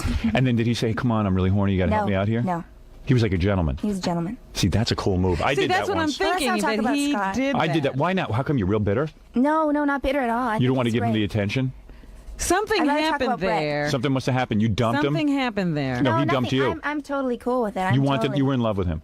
Yeah. You wanted to marry him? And then all of a sudden, one time I did. And then he backed out. Engagement was broken off. How could he back out we and marry you? We hadn't seen each other for a couple of years, and then when we got engaged, it was kind of I'd given up on, Hollywood and all the men I'd met. I just thought, God, it was disgusting. It was disgusting. It really is. It's terrible there, and so I. Because all the men you met were just scoring with you and then dumping you off. Well, it's just I don't know. It just wasn't very fulfilling, and I just thought that should have met me. I thought that he really loved me because I was with him from the very beginning, and we were together a long time, and I said I would marry him, but then we decided that we didn't really know each other. We have nothing in common. We have nothing in common. So it was good you didn't get married? It was great we didn't get married. It's just physical attraction. It was just it was comfortable. If he called you now and said, I want to get back with you and I want to marry you, he wouldn't have to really work on that. No. I would never, I wouldn't go back out with him. What happened there? Yeah. You must have Why really... she didn't want to talk about me? Yeah, you well, dumped there her. was that whole engagement, and then it was off. I would have married her. But I guess you don't want to marry her. She's a pain in the ass. Is she really? No, I'm kidding. No. I take no. I'm absolutely. Well, you can say that because you're rich and you know. I'm absolutely kidding. She's a very nice girl. Just things don't work out, and right. I still love her. She's a wonderful person. Well, she don't love you anymore, man. She was we'll pissed. see. That's What happened? okay. How long were you getting her for? About I don't know, for like 4 years. Oh. How do you do that? Do what? What? He's a good-looking guy and he's rich. What Where more did do you this want? money come from? How rich are you? You're worth about $7 million, I'd say. Am I close? Were you a producer on that Charles in Charge No. or something? No, let me tell you something. Television for a long time. First of all, he did movies. Yeah. He had. First of all, well, I'll tell you in a minute. Happy Days, right? Yeah. Okay. So you probably didn't make too much change there. Gary Marshall probably raked you over the coals on that one. Okay. All right. You did okay. It was good money for a kid. Well, he came in when the show was rolling, so. Right. So it was hard to negotiate. I did 8 years of Happy Days. I did 6 years of All right, so you Charles did in pretty Charge. good, and you got pop. I'd say the last 2 years of Happy Days, you probably pulled down a good chunk of change. I did okay. Then when you did Joni Loves Chachi, that was like Got a 2 big years, right? payday, That was right? 1 year. 1 year. 1 year. Big payday there for being the star of the show. That was good. Then Charles in Charge goes into syndication. That was 6 years. 6 years is big What money. kind of chunk do you have of that? You own a piece of that? I can't tell you what kind But of do chunk you I have in own it. He owns a piece 50% of it. I happen to know his deal. I can't tell you how He's got a yeah. back end deal on that. I know exactly what his did deal is. okay. I know people who know him. And the show I do now with Dick Van Dyke. So. Right. You ever see him drink? Dick? He's Yeah, Dick. clean now. Used to be an alcoholic. You know what? You know what? Well, you always are, but Right. you would love him. He's a nice man. Yeah, He's got well, a great yeah. sense of humor. Really? Yeah. I liked him better when he was a drunk. I think that's good. He's a good guy. You hang with Travolta? I know John very well. Now, how's he rich? He's got like 3 Rolls Royces and jets. So what I heard is, he owned a piece of all the albums from Grease and. You see? I told you that. You told me that And Saturday Night yesterday, so you Fever. do know this stuff. He's got the back end deal. Yeah, he's got John- 50% of Charles in Charge. John's sister played my mother for like 10 That's years. right. Oh, that's right. Yeah, They're nice people. They're nice New Jersey people. yeah. So, what a life you're having, huh? So I guess he I'm is enjoying pretty myself. rich, huh? Yeah, and you and what's that guy's name from 8 is Enough? Oh, Ames. Oh, Ed Willie Ames. Ames. Yeah. Willie Ames? That's your buddy? No, he lives No, in they Kansas don't City. even like each other. Oh, you don't like each other anymore? I like him. Doesn't he say bad things about He says you now? bad things about me, but I got no problem with him. Yeah. What's he saying bad things? Scott takes all the money. No, he called me a bully and some other stuff. And Got Nicole Eggert you had too. You said you were a bully? And a control freak. Yeah. So what's wrong with that? You're the boss. I don't know. I don't know. I I'd wish kick him his well. ass. You could kick his ass, can't you? Have you ever beat his ass? Hey, no way. Hey, what about Nicole Eggert? What about it? You ever have her? You had her too, right? I can't. Come You had on. all the girls in Baywatch? Wait a minute now. You know what? I'll just give you what my friends She call said that you were show. quick too, and I You don't know- blame you though with her. You know what my friends call that Right. show? What? Babe Watch. What? Bayo Watch. Oh, really? Ah. Wow. You just have Because I'll sex give with a you girl. Something else. You know, there was the original girl on that show who I went out with also. Who? Erica Laniak. You had her too? I went out with her for a while. Oh, man. Let me smell both your hands. Give me both your hands right now. Give me both your hands. busy. Come here. Let me smell your hand right now. Come here. He's actually Oofa. doing it. Wow. You ever have sex with Hasselhoff or you don't go that way? Wow, good for you. The guys are pretty good looking on that show. Well, you're a real too. cute guy. You know, I could see Well, guys there going was for it. Nicolette Sheridan. Oh, you had her too. Now that's got to. Just tell me one thing, and I swear And I'll you never know what? bother you He again. does have this, that he must be okay because they keep coming back. Oh to him. yeah, yeah. You're not that quick after you See, get you're used glad to I it. came in now, right? Yeah, real glad. Okay. Well, I wanted you in to begin with. Would have been nicer if you came in on a I decent agree. hour. I agree. All right, wait a second. Who? So when you had Nicolette Sheridan, right? Are you able to satisfy her, or is she like a piece of ice?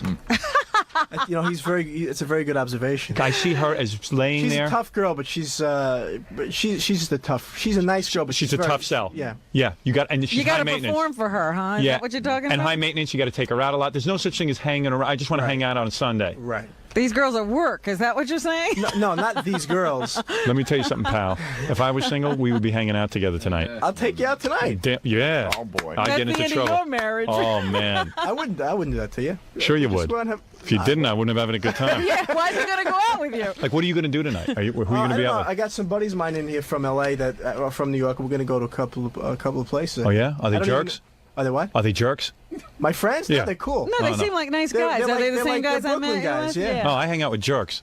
I really like jerks. I like guys who are jerks. My friends are You're not good. jerks? They're real cool. Oh, too bad. One guy's from Indiana, but we let him slide. See a jerk? Do you know OJ? Yeah. Do I know him? Yeah. I've never met him in my life. Really? No. Ooh. You willing to swear to that in court? Yeah. Okay. Wow, what a life. So he doesn't even have to testify. He's cool. I'll tell you who's good in bed. Thank God. Pamela Anderson's got to be great in bed. She's totally up for fun. Oh yeah. She wears a toe ring. How do you dump a girl like that, though, man? That's got to be amazing. Who are you with now? Who are you with now? Who are you cultivating? Yeah, who looks good? Who are you with now? Oh, nobody really. Nobody that you would know right now. Really? Just Yeah. models and stuff? Yeah, you know, there was a great line. There was Lee Trevino was at a bar once with, Right. with a bunch of guys, and a beautiful girl walks in, and all the guys said, "Oh my God, look at this girl, look at this girl." And Trevino says, "You know, right now, somewhere there's somebody who's tired of that." That's right. Exactly. That's unbelievable. You always say that happens. You see, that's like why Billy Joel leaves Christy Brinkley. Yeah. Oh God. I know if I was single, I would just have sex with lots of different girls. Like I would stay with Nicole. What's her name? Eggert? Nicole Eggert for like a year. And when I get sick of her, I throw her out. I'd never marry her. Because So are always you gonna be ever something going to better. get married, Scott? No. I would love Scott to. will. I- Scott will no. get married like when Warren Beatty gets married, like That's what I was gonna say. 70. I'm gonna go like around 105. 50 maybe. Yeah, when he needs a girl to take care of him. Then he'll start having kids and stuff. And what do? You check him for AIDS? You got it, right? What do you do? Do you take him to a doctor? No, these are not. You know, These are clean girls? Yeah, hopefully. They come with doctor certificates. They come with. See, I have a whole fantasy.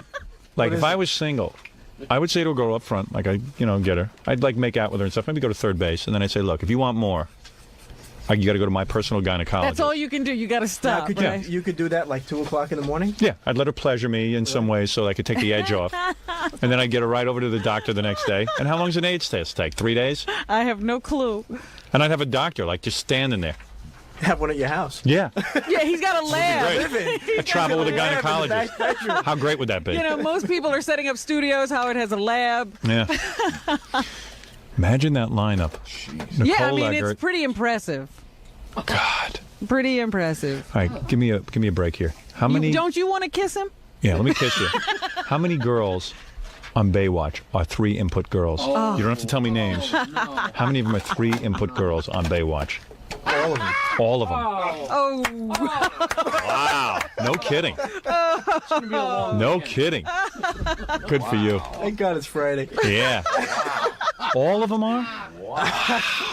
I was impressed. Even Pamela, huh? Yeah. Son of a gun. Yeah. So when you gave up Pamela, it was like, hey, I mean, she's great looking and everything, and all my friends think she's great looking, but I'm tired of it. No, it wasn't even that so much. She's a great girl, but it just, we our personalities were, like different. 2 rams butting heads. Really? Like, what would you butt heads over with her? Like, what would irk you about her? I really want to know. Yeah. Well, what was like irritating? Political things. Oh, is she Oopit Day? Oh. Yeah? Howard. No. She's not? No. No. Why were you discussing such weighty topics? I'll tell you what the problem was. I'll be very Why would you honest with discuss politics with her? It wasn't about discuss. It's about things that go on in life and how they affect you. But I'll give you a perfect example. I'll be very honest with you. I can't even say this. My reputation wasn't that great. Right. For being faithful. Right. And it was a trust thing with me. She had a problem, I think, trusting me. Oh, because you... And I wasn't really... And I was. Were you cheating on her? Absolutely not. But she thought you were. Because you wanted to go out with your buddies. No, because you know how it is. I don't know if you've ever I don't know lived anything, believe me. I've had a really weird life. Since he was 12. I don't know how New York, which is great. I don't know how New York is, but in LA... It's great for you. Yeah, go ahead. But in LA, everybody talks about everybody else. So as soon as everybody found out that she was going out with me, everybody said, "Oh my God, how could you go out with him? He's this, he's that." And every day she would hear something else. And I finally said, "Look, this is, I told you that, you're living with me. And this is your history." No, I just say you're living with me. I don't know what else to show you. That I'm not doing anything. I see what you're saying. Right. How can I prove to you that I am faithful? So well, isn't this going to be a problem all the time? Probably. Hopefully. Yeah, nothing wrong with that. Boy, I wish I looked like you, and I wish I had your life. Well, Swear to God, I do. Hey, you're not doing too bad. So what are you promoting, the Dick Van Dyke thing? Yeah, diagnosis murder. So does Dick Van Dyke still fall over stuff to be funny? Like, does he fall? Yeah, he does a lot of stunts on his own. He's very He's married? Yeah, no. So he can get laid too? Wait a minute, he was with that Michelle Triola Marvin for a while. Is that still going on? Yes. Okay. Oh, he's still with her? I don't know if they're legally married. I don't think so. Right. I don't know, though. Dick Van Dyke Show. I got to watch that. Is that any good? Yeah, it's a good show. I've The seen one it a now couple or the times, old yeah. one? No, this the new one with you. The new one's great. That is good? It's a murder mystery. It's like a light comedy murder mystery.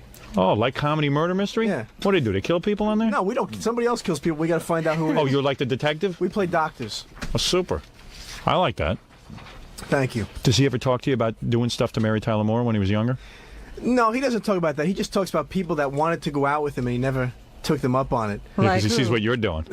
He sees your action. When he was younger, like Aunt Margaret and stuff? Stuff like, people like that. And he was always, and he's a very shy man. And back then he was shy. He just said, I didn't want to, I was too afraid to go up to them. What a fool. You had Heather Locklear too, didn't you? You got her. I went out with her, yeah. And you knew enough to dump her. Richie's marrying her. What's wrong with you? With me or with her? No, Richie. I mean, the guy's going to marry her. No, Richie's going to dump her. No. You wait and see. So? She's a nice girl. She's a real nice girl. You say that about all the girls. They're very nice. They're not nice girls, but whatever their problems are, some things that, people can't deal with. You're perfect. They have problems. Oh, I am so far from perfect. I am maybe the Listen, when you are the biggest pain in the ass you've ever been. Listen to the women this guy's had. Heather Locklear. Yeah. Nicole Eggert. Yeah. Nicolette Sheridan. And Pam Anderson. Pamela Just to name Anderson. a few. Okay. Because I can't even remember who I saw him with one night at the China Club, Right. But he had a whole group with him there. So how could anybody, Heather Locklear, as great as that is, that gets old too. Part of the pack. That's part of the deal. I mean, if you're going to be that successful. If he's going to keep thinking this way, girls, just leave him alone. Nah, they won't. I'd like to organize all women to leave him alone. We're starting a movement to leave Scott Baio alone. No, but I would like to be with a nice woman and have a good time. You know what I mean? No, I'll take your money. There it is. no kidding. Robin will be with you right now. Fork over some cash. How much? So what do you got, a big house? I'm moving, actually. Yeah, I just bought a... Big, like a Playboy house? So you can show off girls and everything? Yeah, it's got fountains all over the place. What do you got, like a pool and everything? Pool, tennis court and stuff. Oh, super. It's a nice home. I'm moving in a couple of months, actually. I'm having some work done on it. Bet you got a big weenie, too. I bet you've been blessed. Son of a bitch. Well, you could ask some women. Wow. Well, they don't talk. The women, they don't talk. Yeah, about you got to get them off the air. Pam Anderson They'll was tell you everything. Pam Anderson was ready to badmouth Scott. Really? She's real hurt. She's She real wouldn't hurt. do it on the air, She was though. dying to. Yeah. She wanted to marry you. I was going to marry her. She You were has engaged. a ring. Absolutely. Well, so how'd you back out of it? What'd you tell her? You know, I keep thinking to myself that your father somehow figured into this.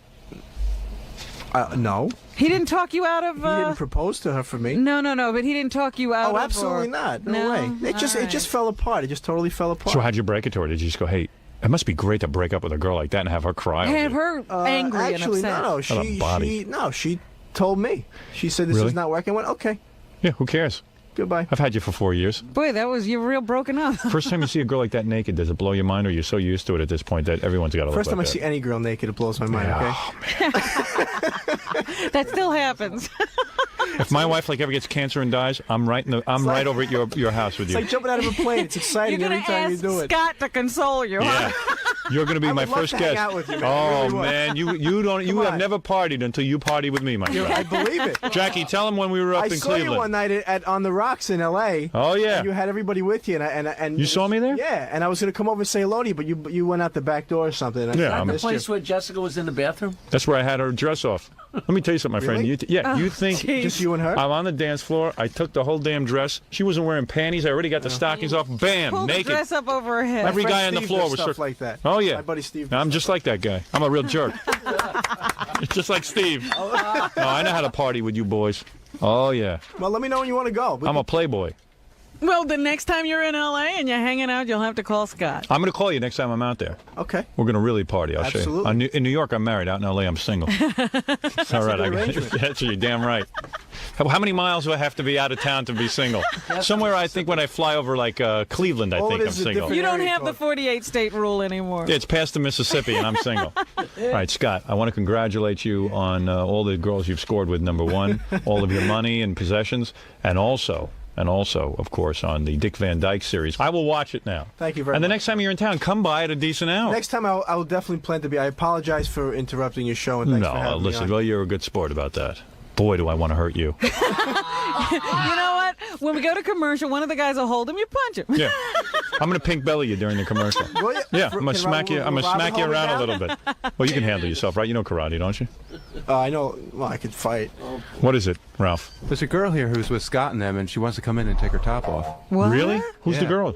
Me? Yeah, there's a girl here with you. Really? And your Okay. friend. Yeah. You have a girl here, really? Oh, this, I I know guess. what this is. I can. What Oh is no, it? it's You really? Ralph being funny. He's going Is to this bring you in his being funny? grandmother. We're playing a joke. I wish Gary was here. No. Let her in. I'm gonna see what All she right, let's see what she looks like. So, It's probably some ugly. Gary's away, so We're Ralph's in having for it. fun. Yeah, Ralph's now producing. I'm going to take Ralph and I'm going to pink He belly should be him. out of here already. Gary would have thrown him out. This better be good. Oh, it is. Oh, she is with you. Hey. How do you That's know my her? friend Steve that does that. Hey, Steve, how you doing, man? Hey, who are you? I'm Tammy. Give her the microphone, Jackie. Who wants to hear you? My name is Tammy. How'd you meet up with Scott? Through him. Oh, hi, guys. This guy gets. This guy gets a Does lot of all right, girls? yeah. You do? From Long Island. I'm better looking than you. How does he get them? What does he have? What do you have? You're Scott's friend, and you get to hang out at his house. He's a restaurant owner. Oh, is he? Yeah. You get a lot of girls? A restaurant called Amazon. Looks like a rainforest. You getting her? Maybe. Hey, she's giving me the evil eye. Honey, you're in love with me, I think. She just got in a car accident, so she's. You got in a car accident? She's still dizzy. What's Flipped it. You flipped your car? Is that why you're looking at me like a mental patient? Are you high or what? No, Talking to the microphone. What do you go? Do you go over Scott's house sometimes? I've been there. Yeah. Where do you go? By the pool? No. You guys have sex? Do you ever have a sex orgy at his house? No. No. No. No orgies going on What are over you, a there? dancer? No, but I work with a girl that's a dancer, that Elena, with all the piercing. Oh, you work with her? Yeah. Oh, you must be horny as hell. Are you? Are you horny? How does she work with Yeah. Elena? Who knows? Cocktail waitress. They're cocktail waitresses. Okay. Take a top off. But she's a dancer. You want to take your top off? No, she doesn't really. Really? She would. She would? Yeah, why You not? would? So you, Howard. I don't care. For you, I would, yeah. Really? Are you in love with me or something? No. No? Really, no. Yeah. She's staring at But you do it anyway, Hal. I don't care if you're in love with me as long as you take your shirt off. So this is the kind of action you guys get, huh? Like have wild parties with girls like this? We have a good time. Yeah. No, I'm not like that, but you know. I gotta get single. Hey, don't block my drives camera you with that crazy. big hairdo of yours. All right, man. Thanks. I play to that camera. Yeah, you a big fan of mine? Yeah. Are you I really? listen to you. Yep. Want to take your top off? You want me to? Yeah. Why not? What the hell? Yeah, go ahead. Wow, what a body on you. Ooh. You gonna get her? I never saw that before. You're looking good. Thanks. Congratulations on those. Those are natural? Those are yours? Yeah. Good for you. I'm embarrassed. What are you embarrassed about? You see that all the I time. don't know. It was very. That was the first time, so it was exciting for him. You want to Yeah, sleep with blushing. Scott? No. She. She's lying. He wouldn't even sleep with you. Would you sleep with her? I think she's involved with somebody. Oh, Yeah, okay. so. I'd sleep with you. Where's your involvement? What are you doing running around with these guys? What are you running around? I don't understand what's going on. How are you with these guys? I just He knows her. Platonic. Is it really? You're not doing her? No. Well, I met him a long time ago, Oh, but Scott he doesn't Baio? remember. You know Scott Baio? And met I met me? him the next. Yeah. I don't know what's going on. I don't know, but you know, confusing here. Really? Alrighty. this is the life everyone else is having. What? What? What? What are you saying there? You getting her? Maybe. I don't know what's going on, but you seem to be having a lot of fun. I don't even know how you have time to do shows and Try stuff. to have fun. Yeah, really. What a life. Yeah, when do you work in that acting thing you do? Oh, I do that on the side. It's not a full-time thing. And what do? You go to clubs every night and everything out there? No. Really? No, not anymore. Do you ever sit home and watch TV or? All the time. Really? Absolutely. Doesn't sound bad to me. He always has a girl over, though. He's got guys he can call and say, "Bring me a girl." Yeah. Isn't that the best? Yeah. Anyway, Howard, thanks. All right, Thank Scott. you for Anyway, having me you've here. exhausted me just with your lifestyle. Tell Dick I said hi. I certainly will. Yeah, really. And we'll be back right after this. I'll see you guys. Howard, thanks. All right, thanks. I'll talk to you later. How did it go, Scott? That was fun. Were you worried that when you were going in there was going to be a little controversy? Or? No, I knew going in. It wasn't going to be controversy. It's him. What are you talking about? No, I knew there was going to be. I was going to get it. Yeah, but I got to find out. Doesn't have no protein. That's okay. He's a gentleman. He was very nice. It's good. So you're going to come back soon? No, I'll be back in New York for a while. Can you just sign this release? Her breast's going to be on TV. But you do the show again, right? Absolutely. That was fun.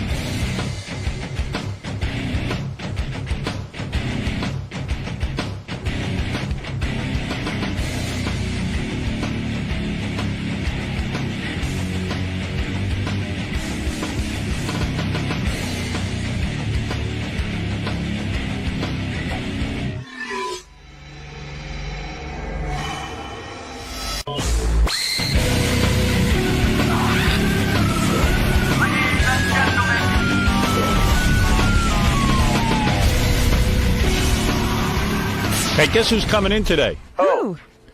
Star Trek. William Shatner? William Shatner. Oh. Yeah, he's coming in. That's great. Howard. I'm going to ask him, what's that squirrel on your head? Yeah, I'll be around for that. Hey, he ain't bad. I got to ask him, though, why does every Star Trek cast member hate his guts? In fact, old and new casts.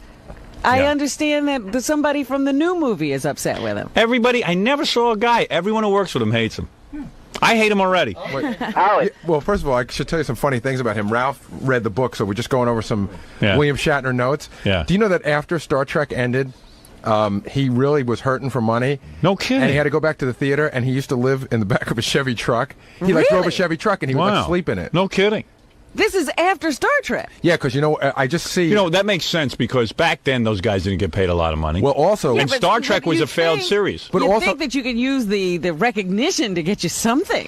Well, he was probably typecast. Well, also... No wonder he's angry at everyone. It says he got divorced at the height of the show, the TV show. Oh, so she took his money. Yeah, and then Ralph was saying that either on that divorce or another divorce... This is his third marriage. He got sued for projected earnings that he, like, never made. Oh, my God. See, I hate He's that. now working on another divorce.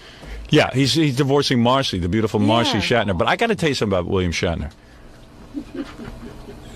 What happened to him is a terrible thing. What do you mean? Projected earnings. I don't get what these lawyers have come up with new devices to screw guys over with.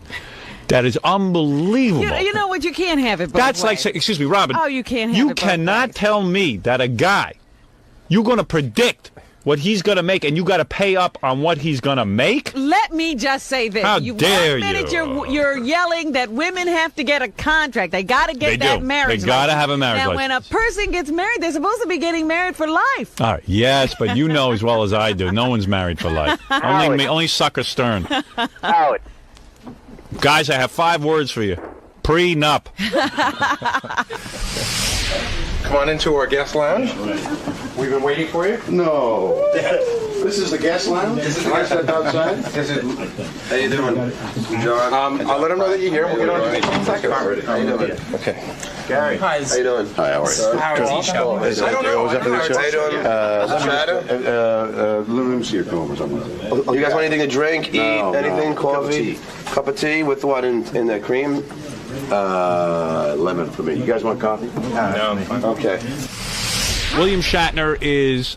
What time's he coming in? He's coming in at 8 o'clock. That'll be interesting to meet him live and in person, don't you think? Yeah, he wrote a book, but I think he got really pissed off when Sulu was on our show and badmouthed him. Yes, is that right? So that's why he's coming here, to defend himself. I wanted like to a ask man. you a question. Yeah. What wig do you think he'll wear today? Oh, for goodness sake. How dare you, Robin. Will he wear his TJ Hooker? No, he's going to wear a squirrel on his head. Listen. Or will it be the Star Trek? Believe me, I guarantee you, if he went hairless, he would look fantastic. You think so? I would love to ask him and take the damn thing off and just stand there. I'm telling you, he would look dynamic. He would be like Sean Connery. It's funny because I was watching previews of the Generations movie. Yes. And there's Picard with his bald pate, and he looks very attractive, very distinguished. Yeah. And then there's William Shatner, who's supposed to be the older guy who's got younger hair. William Shatner is coming in because everyone on the Star Trek series is writing books and saying they hate William Shatner. There's a mutiny. Captain Kirk is under attack from his own crew. Yeah.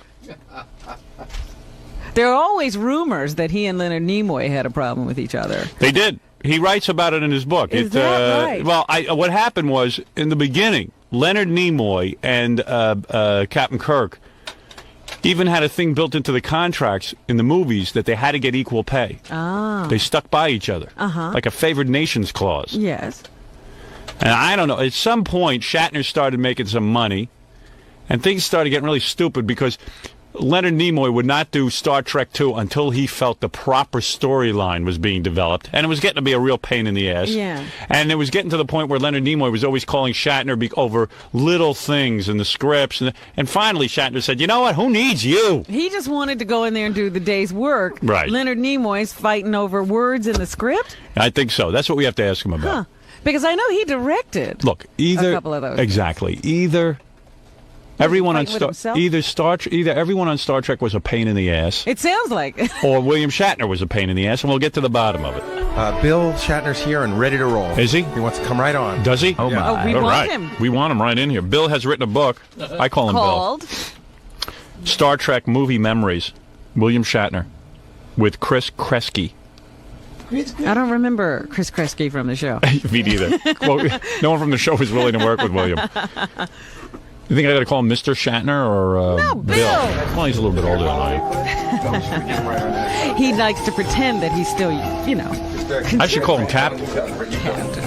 Aye, Captain. Captain? There he is. Live Look long at you. and prosper. How you doing? It's cool out there. It's cool. What'd you do? You walked? No, I told the guy, the limo driver, was a very aggressive guy. Yeah. Very aggressive guy. Yes. He said, get in the limo. Yeah. I said, what do you mean get in the limo? So right away you start arguing with the limo Where's driver? this girl, this Robin girl that I've heard so much about? Look at her. Hello. She's a pretty girl. Why, thank you. Why do you keep her way out there? Well, listen, Because I pass all a the- lot of wind in here. You understand. But all the guests try to But get it's me. it's silent. Let me say something. So far, I like you. and everyone He has doesn't been like you. on I have the never road. seen a guy, whoever you work with, doesn't like you. It's unbelievable. But that's not so. Yeah, really? You've been talking to the wrong people. I've been talking. Let me tell you how I. Let me Go tell ahead. you how I feel. Okay, Shall go I tell you how I ahead. feel? Go right off the bat. You come out on the attack. I'm going to come on. Good, That's good, exactly good, right. good. It's not really an attack. I want to give you an impression. Go ahead. Okay. Some years ago, I was doing some work for the endangered species people. They said, if you went to see Coco the gorilla, right? The gorilla that talks in sign language, you know? Yes, Coco. Coco. This would be a big publicity thing, and why don't you go in and... So I went up to... In other words, it'd be good for the animals if you would They visit take some Coco. pictures and they say, here's Right, it's Shatner, publicity. Coco, publicity Yeah, right. for the endangered species. So I said, okay, great. So we flew up to San Francisco, and while I'm going up there, I'm thinking, my God, I'm going into a room with a live gorilla. Right. It's not funny. Okay, so now... No, it's not funny. Right. So now the door opens, and there is Coco in the room. I'm looking at Coco. Coco's looking at me. So I work with animals quite a bit. I have horses, dogs. The best thing you can do when you come into a room with a live animal whom you're a little apprehensive about is look him in the eye. Right. And say, I love you. Really? Yeah. So the whole attitude is, I love you. So I went to Coco. I got closer and closer to Coco. I said, I love you, Coco. You're scaring me. No. Go ahead. Yeah, right. So I got right up to Coco, and I said, Coco, I love you. She put her hand right between my legs and grabbed me. Really? Honest to God. Really? Well, that's the way and held me. So what is the moral of the story? The moral is, be very careful when you enter the cage of somebody you're afraid of. I don't get it, Rob. You don't get it? Well, here I am in your show. Are you afraid of me? Well, you have not been kind. Oh, well, you have not been kind. Well, why do you I love say you, that? Howard. What I love have you. I Howard, said? get your hand up. No, what have I said? What have I said? We do love you. No, What do you say? he doesn't love me. I have to make him talk love me. about Star Trek. My impulse this morning is to make Howard love me. No, you don't have to make me love you. That's I think you're a man who has had a career that you don't have to sit there and worry about me. Now, you know what? I heard that you came in because you heard Sulu on our show bad-mouthing you, and you wanted to say something about Sulu. Sulu doesn't like you. I don't know why. He hates you. Even Uhura has a problem with now, you. let me tell you. Uhura, I on think top of that, George- hates you. I think who? Uhura. No. Hates you. They're crazy. They No, love no, me. but they've made statements. They hate Howard. you. What are They you make talking about? I'm telling you, they're selling books. Is that what it is? But why would they do that against Well, I you? don't- Something is that, there. That is, I can't understand it. Let me describe. Want to hear what something. Sulu said? Let me play it for you. Let me play for you what my Sulu God. said. Let me play for you. You You're got to gonna hear play. how on fire this guy. Listen to This it. guy is on fire. He's on fire. He's never been on fire before. This How is come a he's on guy, fire I don't now? see him in anything, and he's on fire only by... He's never You said a cut bad him word out about of a part or something. He claims you cut him out of the part. You want to hear him or not? Do you want to hear it or not? You might as well, since Listen you're going to to play it anyway. All right, listen to this. I wouldn't play it anyway if you didn't want to hear it, but listen to this. Now, let me see. I was just listening. I said, what is with Sulu? thank you. Who, Robin is pretty? No, you are. Oh, thank you. You know, see, Uhura fell for these lines. Do you want to sleep with Robin? Hey, we got a lot to talk Is about. that right? Yeah, we have a lot to talk about. But wait, get the Sulu thing out of the way. Forget the Sulu No, thing. do it. Do it. Get it out of your system. Say what you want to say about your Right. Listen relationship to Sulu. with George Listen to Takei. Sulu. Here he is. With that deep voice. He's got this charm that he thinks is going to cover up all the other things that he does to people. Oh, so he's nice to you while he's cutting your throat. He's got that smile and that wit, and at first, everybody gets taken in by that. But over the years, you see through the man, and frankly, I see him as a rather sad kind of guy, who never really outgrew that beginning actor's syndrome of cutting lines and doing everything he can to bring attention to himself. We mature as actors after a while, and we learn. I love how you say mature. Bill was very democratic about it. Right. He treated everybody badly. the same. He treated everyone badly. Badly. Oh my! This is what he's saying about. Now let me tell you. On my show, no. I know, but I heard that you agreed with him. Well, we never even I'll agree with you if you just. We don't know I you. just said, come on, Get your hand off me. I'm like Coco. No, We don't know you. Address there is something going on. George, no, there's nothing going on. There is. Well, with him. Did he call you and tell you he was going to go into the press and say you were having a little I difficulty? saw George Takei about a year ago. I interviewed him for the book, that you were first writing. book. Yes. And He lives in a wonderfully appointed apartment. He's got great taste. He told me the story of his life, which had a great deal of tragedy in it. Right. And when I left, I said, George, you know, we've spent 25 years. I don't even know you. He would come in the morning, or a morning. If you want to call him a rice eater, you go ahead, man. This is your time. Don't hold back. I'm a rice eater. Go ahead. I know. Go ahead. Yes. He's a lovely man. Right. He is a lovely man. That's all I can tell you. And this, you attribute this to a mental breakdown on his part? I think he's selling books. And using you, a friend of his? Well, I don't know him. Do you he's think neither a friend, he's an acquaintance. He's a guy you worked with. Yeah. But exactly. do you think an editor sat down with everybody and said, look, if you want to sell books, we can't just do this. You have to be fighting with somebody. There's got to be some controversy among the staff. Because I wind up saying so many things that you just want to be near anyone. People get mad at me. No, wait a second. Mr. Shatner. Mr. Shatner. May I call you Mr. Shatner? I'm uncomfortable calling you Bill. You are uncomfortable? Yes. You're a man of accomplishment. I will call you Mr. Shatner. Okay. All right. Can I call me Howard. Mr. Stern? No, call me Howard. I would not be comfortable with you. He has accomplished nothing. I have accomplished nothing, so you can call me Howard. You don't even have to call me anything. Here's the point. This guy, Sulu. Why are we talking about Come on, this is fascinating to me, because this is just fascinating to me. Let's talk about it for a little bit. Then we'll get to the book and everything. Okay. You obviously were the star of the show, you and Nimoy, right? I mean, he was a player on the show. He had as far as I know, he used to sit there and go, "Yes, Captain, I'll beam you up." He somehow feels that you kept him down, that you would take away his lines. You Is know, it possible? it wasn't even lines. Remember what he said was in one of the Star Trek movies. They wanted to make Sulu a Starfleet captain of his own spacecraft. Yeah. And when you were delivering your lines, you mumbled. And so they couldn't use the scene. You know, I don't know why. I'm glad you're laughing, because anybody in show business would understand. No, you know what I said to him? Right. No, I remember. But why would you have it in for him? No, not only I begged him to be on the show one time. He didn't mention that when he was saying, "I'm not going to be on because I'm not enough for." I called him on the phone and said, "George, you've got to be on. Everybody expects you." I didn't even remember that. But what I do remember saying one day was, "George, why do you want to be a captain on another ship when all the action is taking place on the Enterprise?" Right. I mean, you're removing yourself. Why are you doing that? Right. That's good advice. Well, but you're right. They never show the captain from another ship. They're always all the going to be action is blown on the up. Enterprise. Yeah, why wouldn't you want to be Sulu And he on said, the "Well, don't Enterprise?" you understand, Bill? I'm a captain." He thinks he's really getting a promotion. He really got into the part. He really got into it. So I don't know what. I kept urging him to be where the action is. You were taking him away from him being a captain on another ship. I guess that's what. And certainly by being a captain on another ship, he wouldn't have even been in the movie. He would have been out on another ship. I think he's a wonderful man. I think Nichelle Nichols is a beautiful, wonderful, wondrous Now, what was Uhura's problem? Uhura's problem was let me just say something. Okay. Let me just say something. All right. Uhura is the type of woman.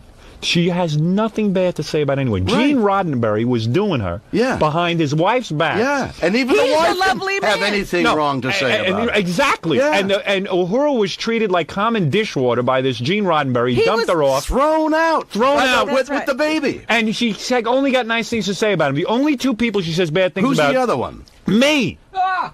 Well, now, and I don't even know her.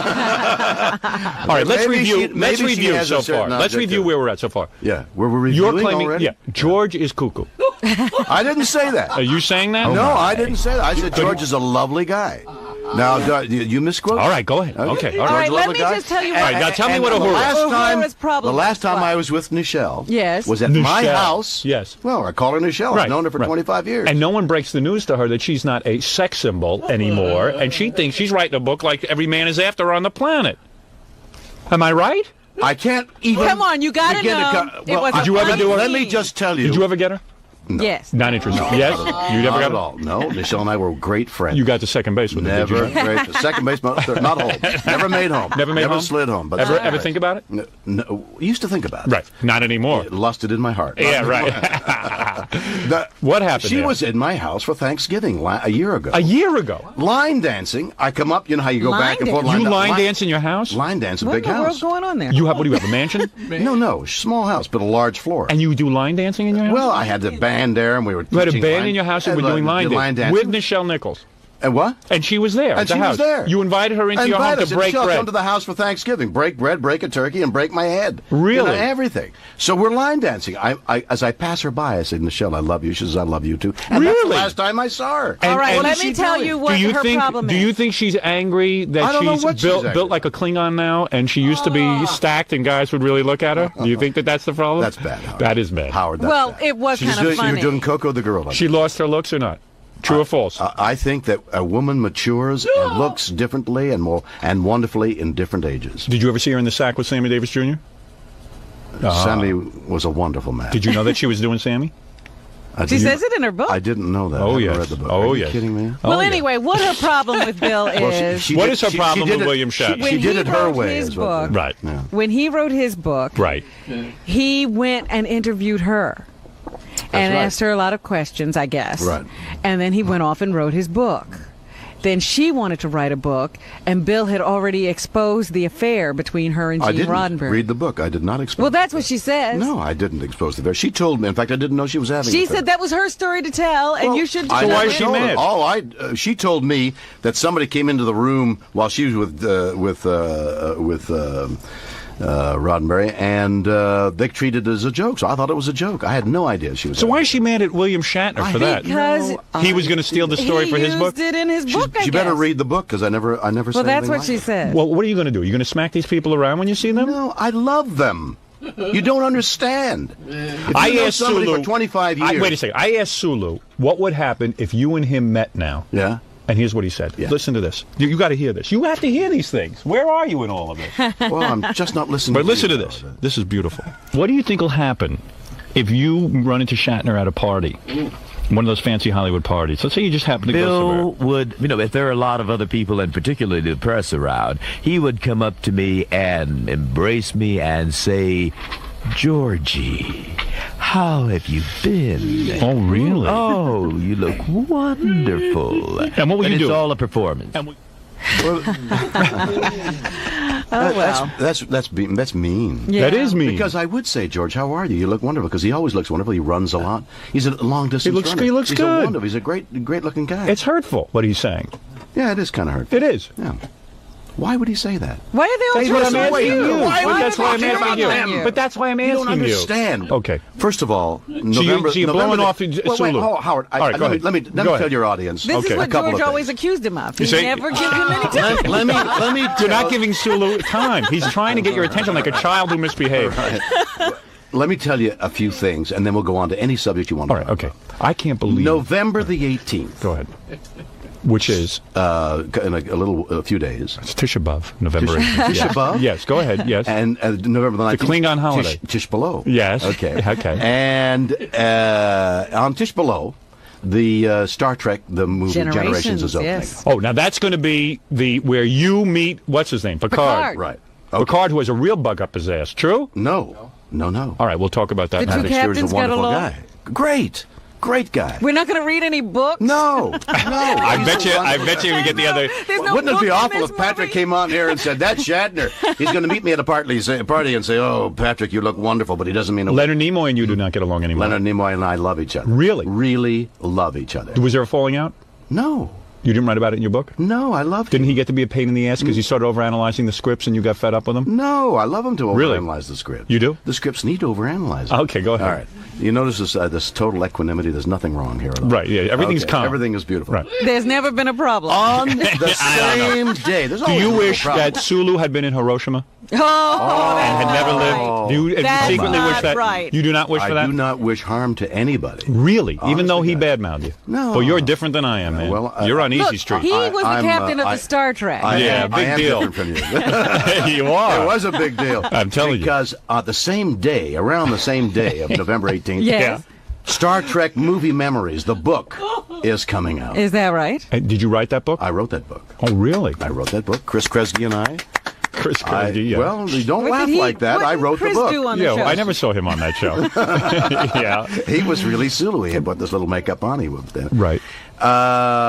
Best episode of Star Trek Yes? was with you and what's his And name? Sulu. No, Frank Gorshin. When Wasn't that a good one? he was black and white. Yeah, and he says, Beautiful. "Did you tell the difference?" That was great. I'm black on the right side. That I don't was know. great. My That- favorite was always the guy who that scene Commander where Pike? No, not Commander Pike. The one where William Shatner was made to kiss Uhura, against his will. Yeah. She's still writing about it. She had the hots for you, huh? I don't know. Hey, I was reading your book. What a sad life you've had. Yes? Jesus Christ. I didn't know that. First wife. Wait, have you read the movie Memories? This is what I'm telling you. The Star Trek book. I'm stunned. This book right here. I'm stunned by the fact that you would... movie Memories. Yeah. Let me tell you something. The first wife Yeah. cleaned you out. At the height of the show? At the height of the show. You had some dough. You were starting to make some dough.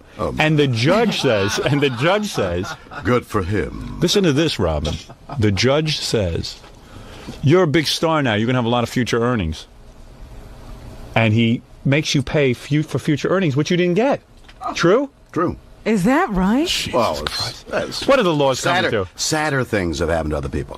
You say in your book you're now a wealthy man. What are you worth? Tell me the truth. What are you worth? $50 million? No. Are you worth 30? No. Who's got more money, you or Leonard Nimoy? No. Possibly Leonard Nimoy. I'm actually divorced for the second time. I heard from Marcy. Oh, is she a piece of ass? What happened?